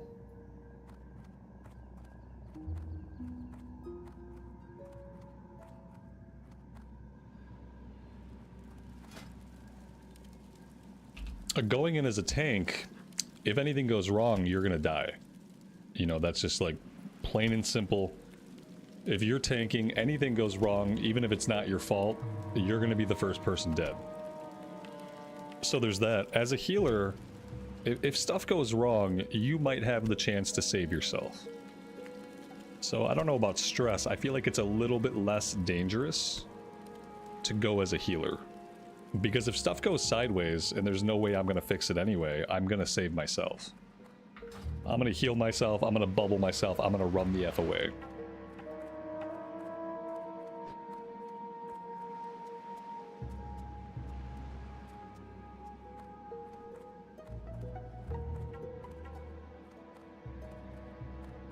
I am honored.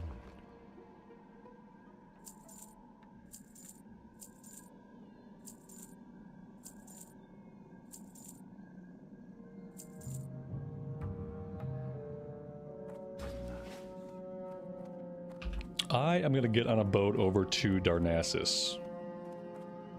Because I would very much like to be able to hit up the auction house. Looks like my boat just left. So we'll do a little bit of fishing. I want to see if we can sell the oily blackmouth, or if they are just going to get vendored like everything else. Even if I can sell them for like a silver a piece, I mean, at this point, I'm pretty desperate. Same thing with Mage Royal. We'll check the price on Mage Royal, check the price on Earth Root, and we need to start making like small amounts of money. Any kind of small amount of money.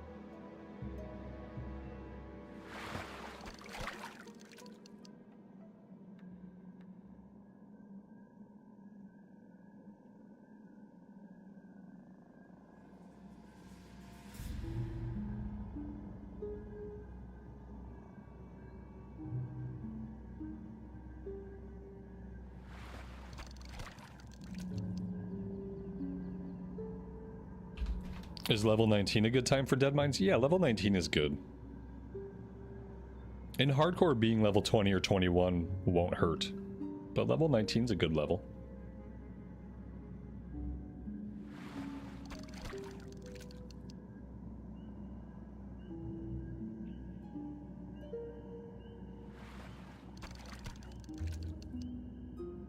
We'll probably end up healing it sometime around level 19 or level 20.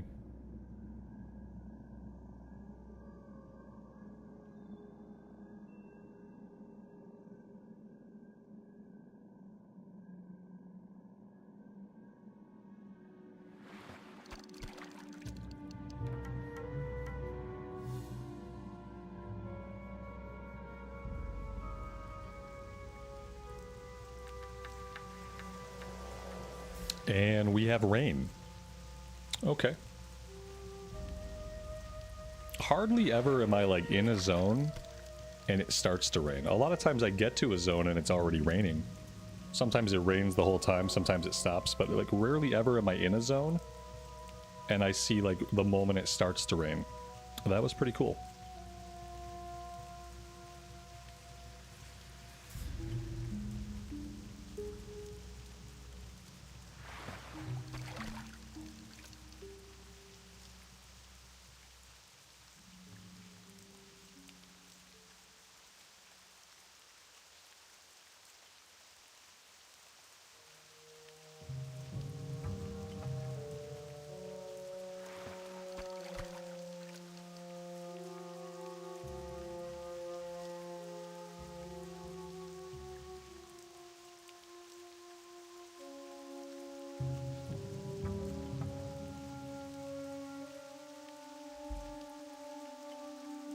Macross Garage, thank you so much for the super.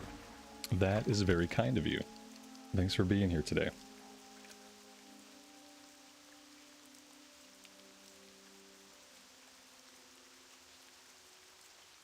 Uh-oh, incoming boat. We don't want to clip into the side of the boat.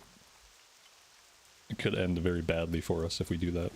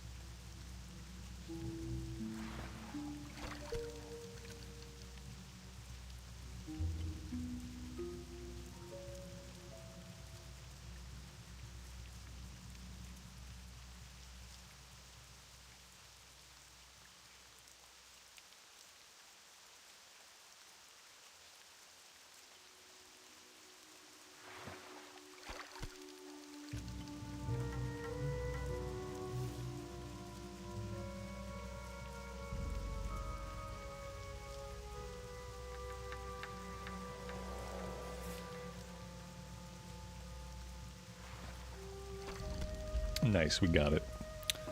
Alright, let's put the mace back on. Not that it really matters. I mean, I guess we're giving up 1 stamina if we keep the fishing rod equipped.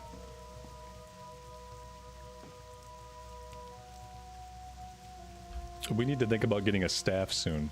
We need to think about training staffs, because I don't think I even can equip staffs yet. Nope. Nope, just maces.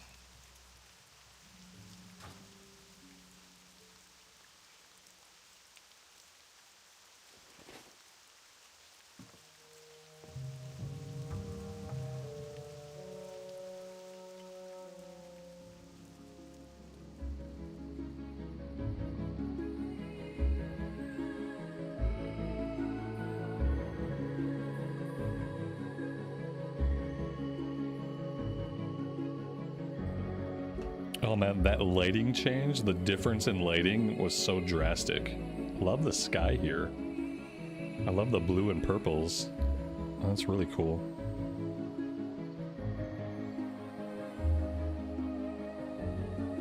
Nice.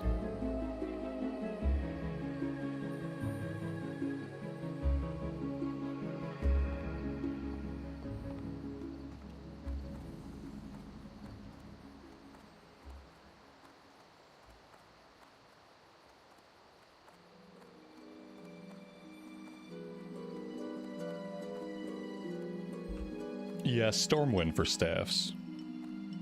I'm not sure if maybe we can train it here too, I don't know.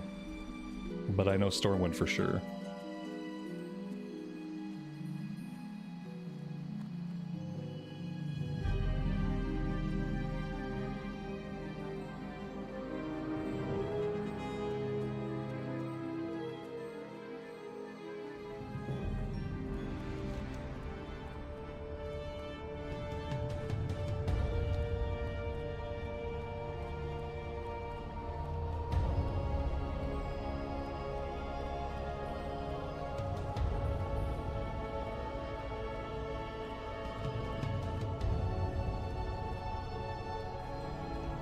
Now the question is, do I remember where the auction house is at here? I think it's over this way.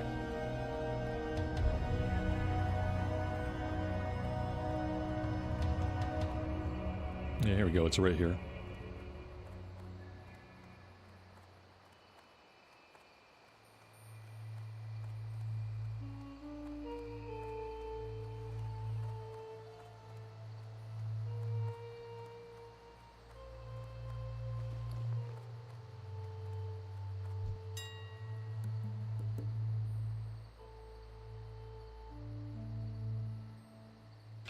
Well, I mean, they're going for 5 silver apiece. Assuming we can actually sell them for 5 silver apiece, that's not bad. I'm gonna put them up for 5 silver and 5 copper. We gotta separate the stack.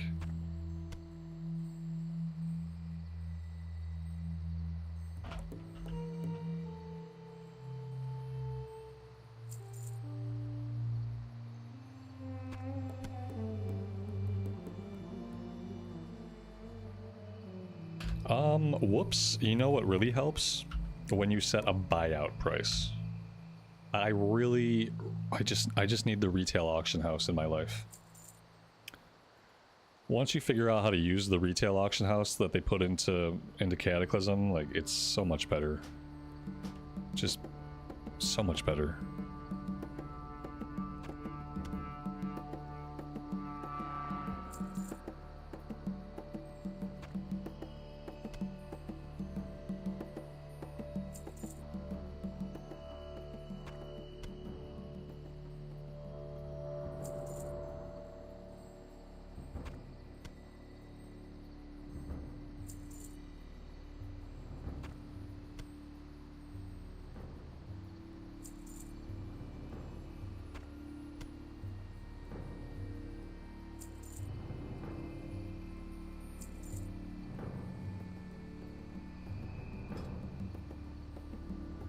Let's check Mage Royal.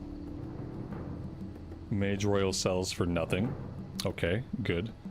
I could vendor this for 80 copper. So maybe I'll just put these up for like a, yeah, there we go. 1 silver, 20 copper. And that's it. We don't have anything else of any value to anybody. So let's hope that these sell. If these sell, it's not a lot of money. It's barely any money, but we have 0 monies. So this could be good for us. We'll see. We will find out if those have sold for us tomorrow. Guys, I am out of time for today. So I'm going to stop right here. I have had a lot of fun, and I really appreciate you all hanging out with me today and letting me play some classic era hardcore. We're going to be right back here on the Priest tomorrow. So I would love to see you all then. Have a great rest of your afternoon or evening time, and as always, take care of yourselves out there in the real world and take care of each other, and we will see you back here again very soon. Bye for now.